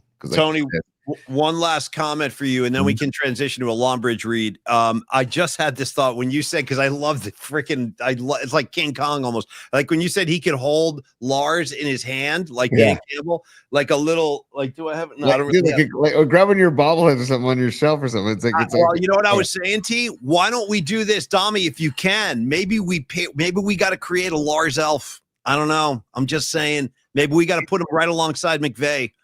You know, we have Dan Campbell holding the elf. One in each hand. I got McVay and I got Lars and Dan Campbell holding both of them. I don't know. Dommy, see what you can do. It's up to you. But I mean, Lars, he's maybe born to be an elf. You know what I mean? Sorry to say that. Great drummer, great musician. We love Metallica. But the whole thing, you know, he's coming in. He's, what is he, 5'5" maybe? Lars wouldn't be as good of a drummer if he was a big dude. You know what I mean? No, I'm not knocking. I'm a fan. I'm like a fan, but you got to break his balls too at the same time. And then, dude, again, like Dan Campbell with Lars in his hand, bro. It'd be like this. It'd be like, hey, Lars, let me put you down for a second. I got to coach some plays, dude. He just puts them on the shelf. You know what I mean? He starts coaching. Like, let me set you down, Lars. Let me set you down. Play with your friend John McVay, like the two elves. You guys go play in the sandbox. Anyway, beat LA on the money. And this little stick figure of Lars should be bitching about Napster. Great Great How about call. my 10 cents? Where's my 10 cents? All right, Tony, let's go to, hold on, let me do this appropriately and formally. It's time for a Longbridge pizza spot, Tony. Okay. Yeah, good. I thought you were going right to the musical assignment. Let's No. Longbridge first. Yeah, Longbridge first. That's why I hit the chimes to indicate a transition in the program, and we're going to transition to Longbridge Pizza. Again, Neil Donardi, the support all year has been freaking amazing. These guys, all of our sponsors have been amazing, and they're all great people, and I think we might have a couple new ones coming soon, you guys. Stay tuned for that in the new year. We might be bringing some new members of the sponsor family into our scene, but for now, let's talk about Longbridge. They were the first. They saw something in us, thank God, and they were like, hey, we want to be a part of this, and we can't thank you guys enough. The support that Longbridge has shown us all year has been freaking amazing. I see you, Escobar. Hold on. I'll get there in a sec. Hold on, buddy. But for now, Tony, you mentioned it earlier today. The Warriors have a home game on Saturday. They are open for business on Sunday. So if you're watching football all day, place an order at Longbridge, go in for pickup or go down to sit down with your family. If you want to place a to-go order, Neil has requested you do that on the Longbridge Pizza webpage. It's right in front of you there, longbridgepizza.com. That's his preference instead of like doing a DoorDash. Just do it on their website. That's the only thing he's ever asked for, and we're happy to accommodate that. Neil Donardi, one of the all-time great people, Andrew Markoulis on the chat today. You got your Andres, you got your Stevens, you got your Gabinos. I mean, it's a great collection of people they have down there. And here comes the food. Jesus H, show me some of this, Tony. I want to look at some great yeah. Dude, this is the pepperoni and jalapeno pie. Oh, Rags, you would love that. That sounds good. How about that, dude? The pepperoni jalapeno pie. I mean, that great combo, and with the sourdough crust, of course, right? By the way, I ordered a Sophia yesterday. How was it? Phenomenal. What's on the Sophia again? I know I've had it. Refresh my memory. I know that's for his daughter. It's got the fresh mozzarella. It's got the mama's little red peppers, and it's got the red onion, and it's got a little honey. And a little bit of the vodka sauce too. It's outstanding. And I ordered the Detroit style pizza. It was fantastic. It was so good. And also, don't forget Neil Donardi. Probably not that as much during the holidays, but in the new year, if you're having, I think it's too late in the holidays, is what I'm saying, because we're getting too close to Christmas. But for private parties, hire Neil to come to cater your private event. He'll drive the pizza wagon right to your occasion. He'll get in the pizza wagon and drive it right. And I love that Longbridge pizza truck he has. Dude, I think he did my horseshoe tournament in August. Rising Wolf, you see him in the chat often. Rising Wolf hired him to do his wife's 50th birthday party. So Neil is available to do private events and catering as well.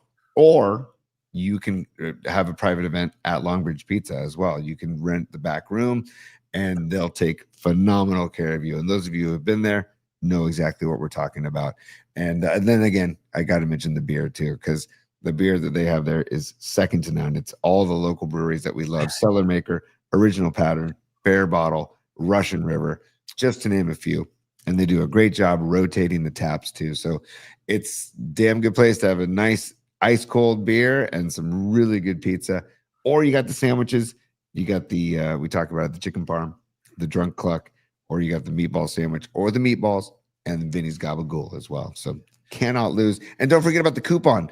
There are just a few more days for the coupon. If you want to get Longbridge Pizza as a gift, you can buy a gift card, longbridgepizza.com, or give them a call, but longbridgepizza.com is the main way to go.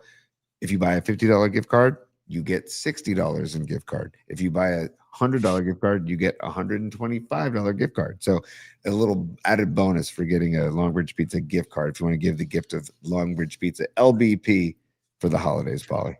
I got to tell you real quick too, Stevie B dropping science while you're talking about Longbridge, as he always does. He said that the Sophia pie is a virtue. Great review of virtue. And then secondly, he goes, when Neil takes out the pizza wagon, that's what we like to call Neil's on wheels, bro. Nice. Neil's on wheels. We might need to get that on the shirt of one of the Longbridge, Neil's on wheels, or right on the side of the car, on the side of the truck, Stevie B. Nice stuff. And then I want to shout out Big Al and Chino. Big Al reminding all of us, and another transition. Thank you, Longbridge. We freaking love you guys. We'll see you tomorrow, Neil. Dami Peralta has posted the link with all the information about his holiday party tomorrow. I'll be down there. I know Tony's going to go, so if you guys want to come hang out, but definitely join us. I might be, bringing a couple of unmentionables with me so we can partake if you like. Anyway, thank you, Longbridge Pizza, for everything. LongbridgePizza.com. Tuesday to Sunday, 11 a.m. to 9 p.m. We love you guys. Big Alan Chino posted. He goes, guys, don't forget, we haven't even mentioned this today. I'll just pick your brain on this 2 seconds, Tony, and then we'll go right to music. He said, don't forget the Jake Paul fight is tonight on Netflix. And I read this morning on ESPN, actually, that all of the money in Vegas has gone to Jake Paul. So Vegas I guess they think he's going to win this fight. Are you going to watch, Tony? Last time I watched Jake Paul fight, he beating up Mike Tyson and bummed me out. I know. I mean, actually, I'm going to be at a holiday party tonight where all the dudes there are going to want to watch this fight. So I'll probably end up watching it. Yeah. So now would you watch the Jake? I don't think I would prioritize that because to me it's more of a sideshow. Jake Paul, are these fights even sanctioned? You know what I mean? Like these are fights. These are like rogue fights. And again, it's funny. We were talking the other day about Mike Tyson and how big heavyweight boxing used to be. And I miss those days. I really do. But This is about as close to it as you can get now. But I'm not a Jake Paul fan on any level. There's nothing about Jake Paul that makes me want to watch him fight. But Big Al, thanks for the reminder. I'll probably check it out after it's over because I'm not missing the Oklahoma-Alabama game, dude. I'm watching. That's my first priority tonight. I'm all over that S. 100%. Yeah. And I'm saying go Oklahoma. I'm rooting for Oklahoma in that game. Yeah, me too. Rooting for the Sooners. All right, Tony, now let's get into our home stretch of Tony's final show of 2025, and we'll do it in classic PMP style. We're going to go out swinging, having a good time with our final music assignment of the year, it looks like. And today, again, if you're late, you're just joining us, Dom Peralta, a 3-word review. Jake Paul sucks. Yes, I agree. I totally agree. And you know what, Dami, I don't know that much about these guys, but F his brother, too, whoever that guy is. F both the Pauls, whoever those guys are. All right, anyway, our final music assignment, Tony, we are just celebrating the new year. And when you really analyze it from a particle perspective, what is it after all? It's an occasion we can put the past behind us, move on to the new thing. And at the same time, we're basically all toasting and celebrating. We're throwing confetti around because there's a new number in front of us. So with that being said, we do songs about numbers, songs with numbers in the titles. Tony, I would like you to go through maybe we got to do Kaler's Open too. I know. Yeah. Peep this, particle heads. PMP's weekly musical assignment begins right now. Okay, Dami Peralta said he sent in his assignment, so I'm going to hand that to you, Tony. If you want to do the listeners first, why don't we start there? We can do some listener selections, and then we'll get into ours. You bet. Stand by. Let's go. Okay, beautiful. Let me see if that was... Okay, this is the final one he sent. Okay, here we go. Okay. Polly, so I'm going to run down this list. Wow, it's a good-looking list. Okay, thank you, Don, for putting this together, by the way. Stevie B checking in. He says, does this bus stop at 82nd Street? That is his main choice from Bruce Springsteen and the E Street Band. So, okay, got to jump in. Stevie B, phenomenal choice. Phenomenal choice. I'll tell you this. I saw Bruce play that acoustically at the Beacon Theater in 96 when he was doing the Tom Joad tour. It was just him and a guitar. That was the whole gig. It was just him and a guitar. It was freaking amazing. I hope he goes back to that someday. Just give me Bruce on stage with a guitar. I couldn't be happier. But anyway, I saw him play Does This Bus Stop at 82nd Street. It was freaking amazing. It was the only time I've ever seen him do it. Stevie B saw it live at Asbury on the beach last year. Nice, dude. Nice. You are so lucky to have been at that gig. Springsteen himself said that was one of the best gigs of his entire career. Nice. The one he did last year. Yeah, at Asbury Park. And this is a guy who's played over 3,000 shows. And he said that was one of the best he's ever done. So you're a lucky guy, Stevie B. Glad you were there. Sorry, Tony. I had a lot to say about that track. Keep going. Go ahead, buddy. Yeah, Gravy, Marky Graves. You love. Oh, by the way, Gravy, got your emails. And yes, we did get the new shirts. Thank you very much for the new shirts. Dom Peralta gave them to Polly and I. And the Thanksgiving themed shirts, Polly. I don't know if we can wear them on the air because they suggest a curse word. So I Right. don't know if we can wear them on the air, but maybe we could do something in the new year where we blur it out a little bit or something. But thank you, Gravy. Thank you for the shirts.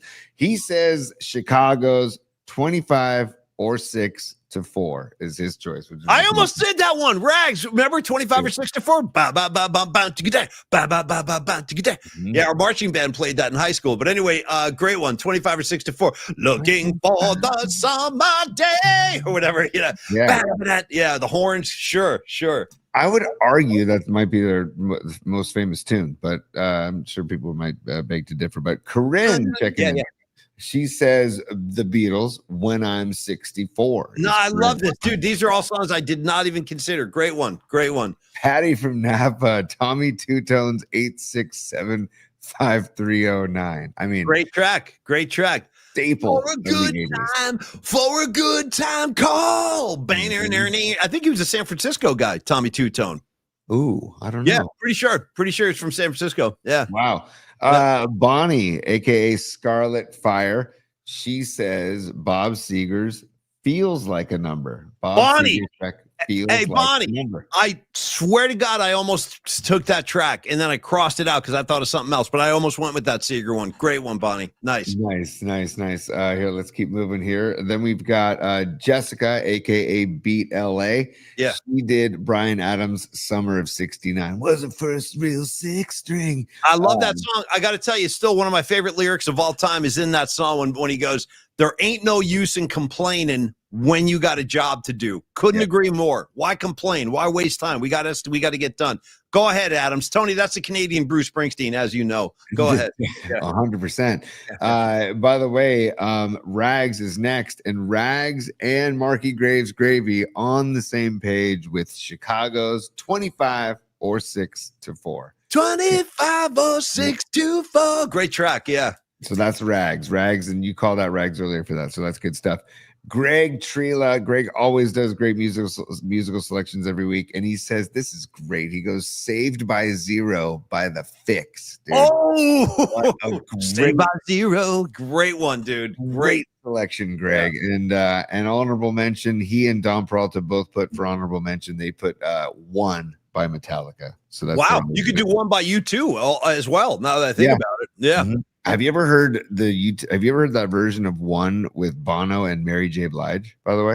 I saw Mary J. Blige sing that with U2 at a show I saw in Vegas. She came on stage. It was incredible. Yeah, incredible. So good. Yeah. So good. So the Noemi has a song called 96 Tears by ? and the Mysterians. I'm going to go back. I just want to check. Do you not know that song? You're looking like you don't know what that is. I don't know what that is. You do. You definitely know it. I guarantee you know the track. And I got to be full disclosure right now. Hey, Noemi, that was my song too. I was going I was going to go with 96 Tears too. Too many teardrops for one heart to be crying. You'll be crying 96 tears. You definitely know it, dude. I guarantee you've heard it 100%. All right, Noemi, I got to come up with something new, but keep going, Tony. That was good. That's wild. And thank you, Noemi. I will enjoy my time off. So back to the musical segment. I just went back to Noemi's email just to double check that. Miriam. Oh, I didn't notice this too. Miriam, I apologize. Miriam also selects One by Metallica. So she, Greg Trela, and Don Peralta all giving Metallica's One some love. But then Don Peralta checking in and saying, first and foremost, Grateful Dead's The 11. Nice. Grateful Dead, the 11. Yeah. Cheeks. Escobar Cheeks the third. He says Jimmy Buffett's The 12 Days of Christmas, dude. Nice. That's good. I'm glad somebody did a Christmas themed numeric tune. That's cool. And then he also goes, just I have to give this love, 1979 by Smashing Pumpkins, honorable mention as well. Bro, wrote that? Who wrote that? Dom? No, that was Cheeks. Cheeks dropping 1979, honorable mention. Yes. Nice, Cheeks. That's one of my favorite tunes. I love that song by the Pumpkins. Great one. Yeah. Great tune. Jerome, Toots and the Maytals, 5446. That's my number. Was my number, man. Toots, man. Rest in peace, Toots, by the way. So Jerome gives us Toots and the Maytals, 5446. And David Meyer checking in, and he says Bob Marley's Three Little Birds. Nice. Thank you, David, for that. And then finally, Jim Bull, also known as Soccer Bull. That's my man, Jim. What's up in Santa Cruz, Jim? Go ahead, T. I'm gonna sing this one because I freaking love this tune. He's 666, the number of the beast, and then that's his track by Iron Maiden. How about that little spoken word thing at the beginning with Vincent Price? His number is 666. That whole like spoken thing. Yeah. I think I know it by heart. By the way, that's pretty wild because Vincent Price said, "Woe to you, O earth and sea. For the devil sends the beast with wrath, because he knows the time is short. Let him who have understanding reckon the number of the beast, for it is a human number. Its number is 666. And then it starts with the guitar. It's just, man, Jim, great selection, buddy. And by the way, side note, Tony, only because we're talking little Satan before we wrap up today. Hold on, let's get the final Satan appearance of the year in the mix here too for this one. Yeah. By the way, how many of you know that in Pulp Fiction, where they're opening up the briefcase in the diner, the combination is 666?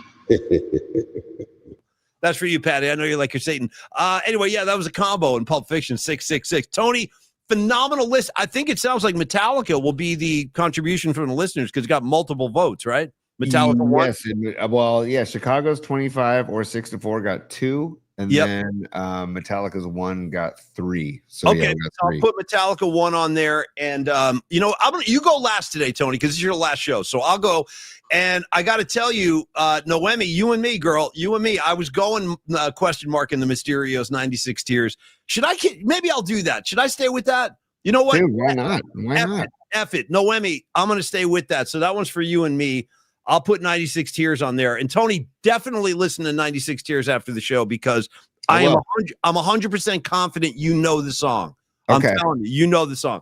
So funny. It doesn't ring a bell, but once it's like a garage rock, like 60s, but it's a classic. It's like right alongside stuff like Wild Thing or, that era, that mid 60s kind of garagey rock.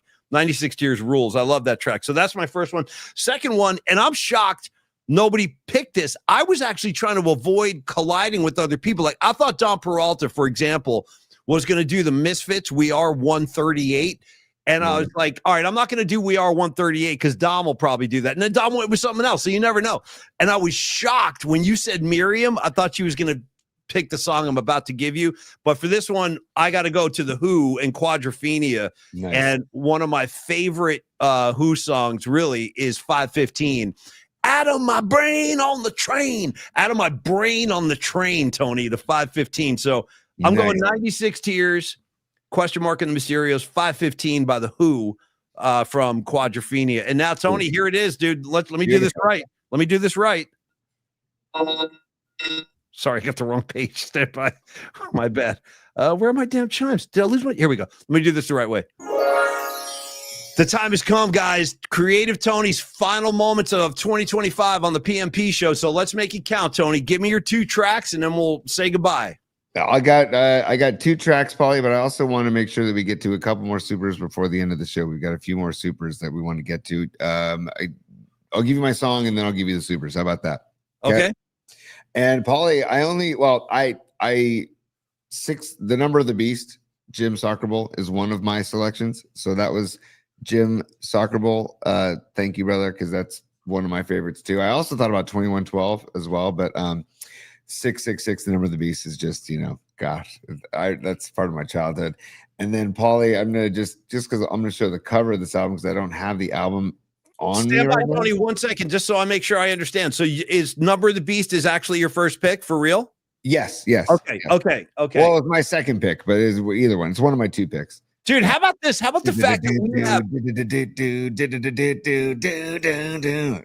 I'm telling you right now, if you want diversity in terms of like music and styles and genres, you got to check this playlist out. PMP Playlist 25. Dude, we get Number of the Beast right alongside like Three Little Birds. You know what I mean? Like you're getting extremes on our playlist, but it is really good. There's over 10 hours of music on there. Actually, scratch that. There's over 12 hours of music on there.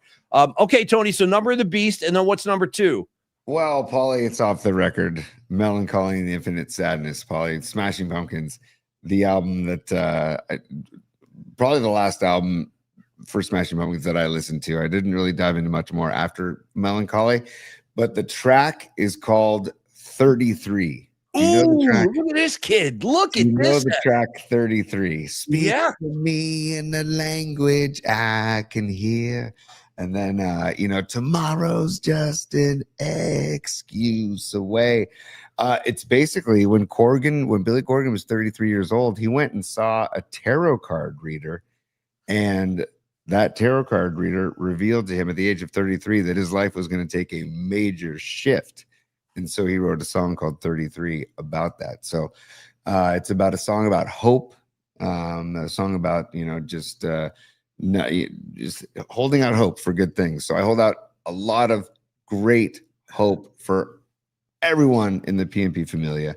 Of course, I hold out that hope for you, Paulie, for myself, and for everybody in 2026 as we wrap up 2025 and go to 2026. But 33 by the Smashing Pumpkins. If you don't know the song, it's not your typical Pumpkins tune. It's a beautiful, beautiful tune. It's one of my favorite Billy Corgan, one of my favorite Pumpkin songs of all time. So 33 by the Smashing Pumpkins. Great call, dude. And what's so funny, Tony, is I got a few comments and then we'll do supers and we can wrap it up. But I was thinking, it's funny that the Pumpkins have so many songs with numbers. Now that I think about it, you got 33, you got 1979, you got that other track called Zero, which is Eddie Tell. That's on there too. So anyway, a lot of numbers. And then my only question about the fortune teller that told Billy Corgan his life would take on a dramatic change in 33. My question to you, Tony, was, is the dramatic change Billy Corgan went under the fact that he would kind of morph into a guy who wears a cape, climbs up on top of a ladder, looks up at the sky and sings Space Oddity by David Bowie? Because I saw him do that and I still don't know what that meant. I have no idea what that meant.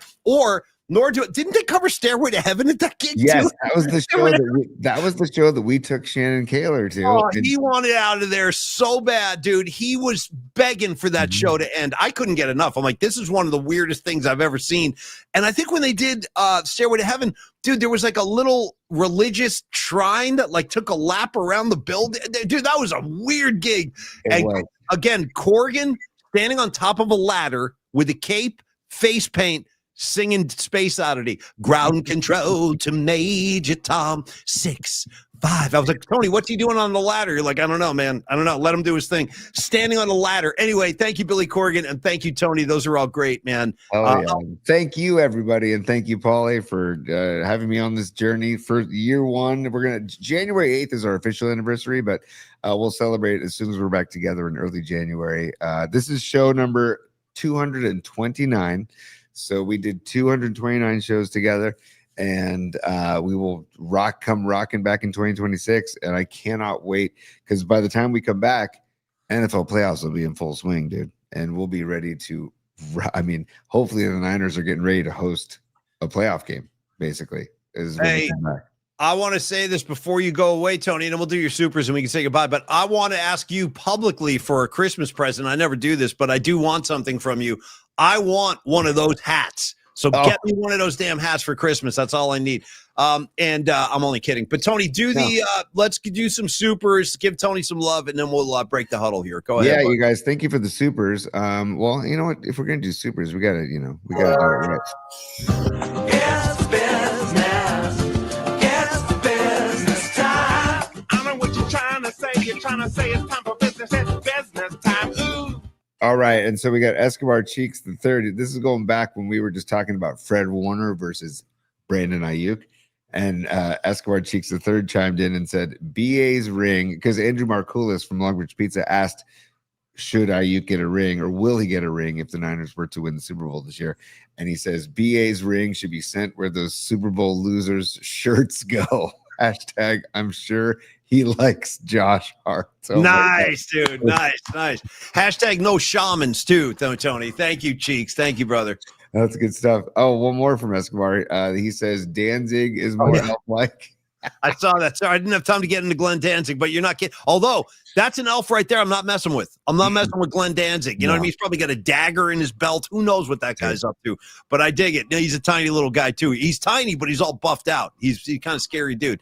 And thank you, Cheeks, very much. Escobar with the trifecta. 1, 2, 3, 4, 5, 6, 7, 8, 9, 10, 11, 12. Sesame Street, dude. Nice. Great call.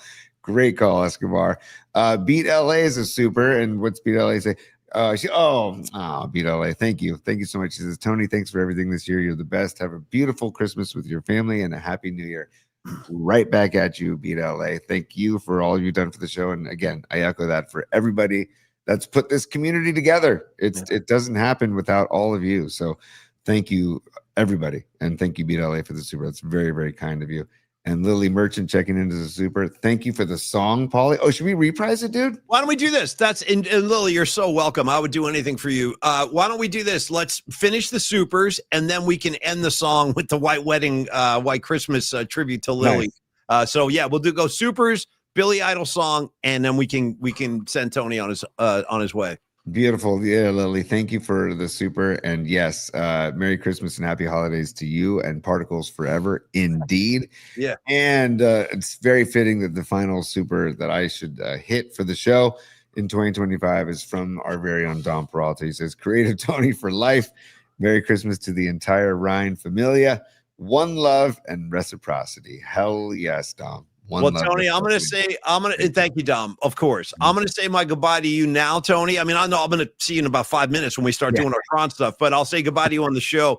And then I want to remind everybody that I'll be back Monday. Tony's starting his break, but I'll be doing shows Monday and Tuesday, and then I'll take a little Christmas break, and then I'll be back the week after that. We can talk about that next week. But Tony, thank you so much, dude. I told you this. I'm never doing this without you. So, like, if you bow out, I'm going to have to bow out. But no one's bowing out. No one's going anywhere. But I will. Tony's my guy. I love you, Tony. I cannot thank you enough for everything you've done this year for the show, because Tony did a lot of heavy lifting behind the scenes that people never see. But I know he's doing it, and this show just simply does not exist without you. So you're my brother. You really are. You're the brother I never had. Thank you for everything. I love you, and enjoy your Christmas break, dude. And I'll see you I'll see you tomorrow, for Christ's sake. Yeah. What am I doing? I'll see you at the Denardi blowout tomorrow, for God's sakes. But thanks for everything on the show, Tony. Again, couldn't have done it without you, and I really look forward to next year. It's going to be even better. I feel that in my bones. It's going to be even better.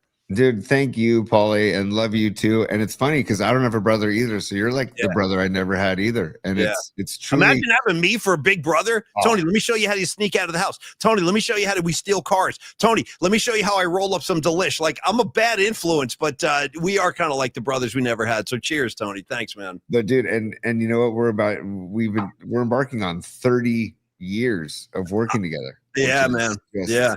Wild. Not an accident, by the way. Not an accident. Like, this is what we want. Tony and I have been wanting to do this for a very, very long time. We're finally doing it. Yeah. And we are going to ascend even to higher places next year. I'm very confident of that. Yes, dude. And you know what? If anybody's interested, I guess I would wanted to give the information about Neil's party tomorrow, but I don't have the particulars. Dom, if you could just either email it to me real quick and I'll post it on the show while we're playing the White Christmas, White Wedding. And Neil Denardi has been kind enough to say, hey, anybody in the PNP familia that wants to come to our big family party tomorrow, it starts at 11:30. It's in South San Francisco, and I'd love to give the particulars. Dom, if you can email it to us, that'd be great. Because I know Dom put it, Tony, just so you know, you don't have to, because Dom already posted it on the chat today. He had the link up. Yeah, he already did that. So you're good. You're covered. And last thing. Tony, you can play the song for Lily right after this, but Patty is saying she loved the tribute, the Paulie Tony moment of brotherly love. She goes, you guys need to kiss. You got to kiss. Let me tell you something about kissing Tony. I'll tell you right now.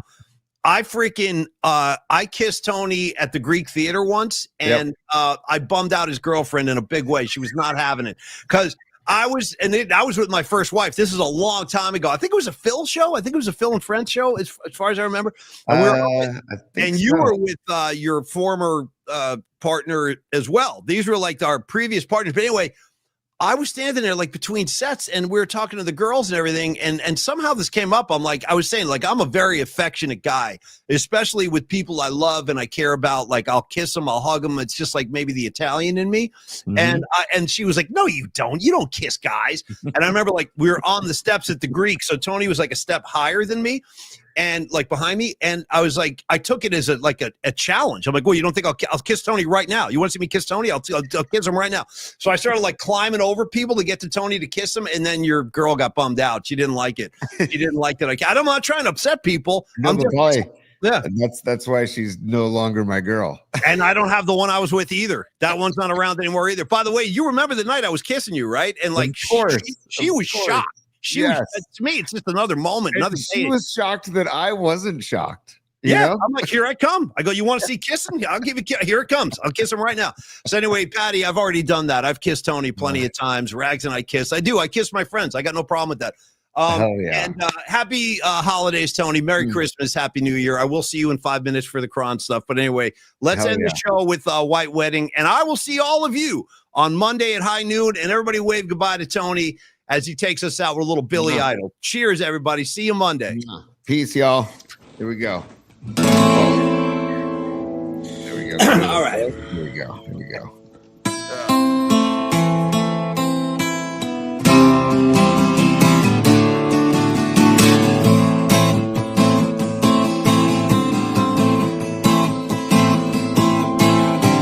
Hey, little Santa, what have you done? Hey, little Santa, who's the only one?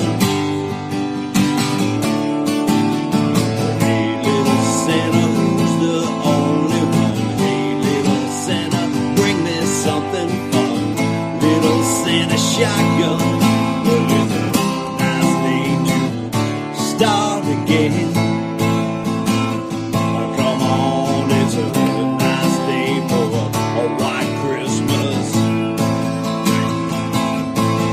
It's a nice day to start again.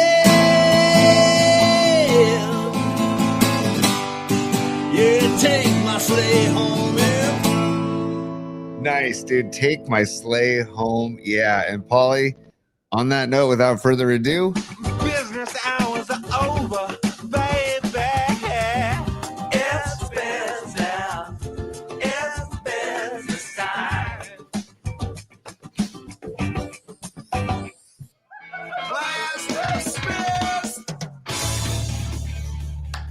See you today, Tony. But for the rest of the PNP community, we will see you next year. And thanks for everything, Tony. Have a great weekend. See you at Donardi's Holiday Blowout. And for the rest of y'all, I'll see you on Monday. And have a great weekend, everybody. Cheers, y'all. peace and love. Peace and love. Happy holidays. Merry Christmas. Happy New Year, everybody. Love y'all.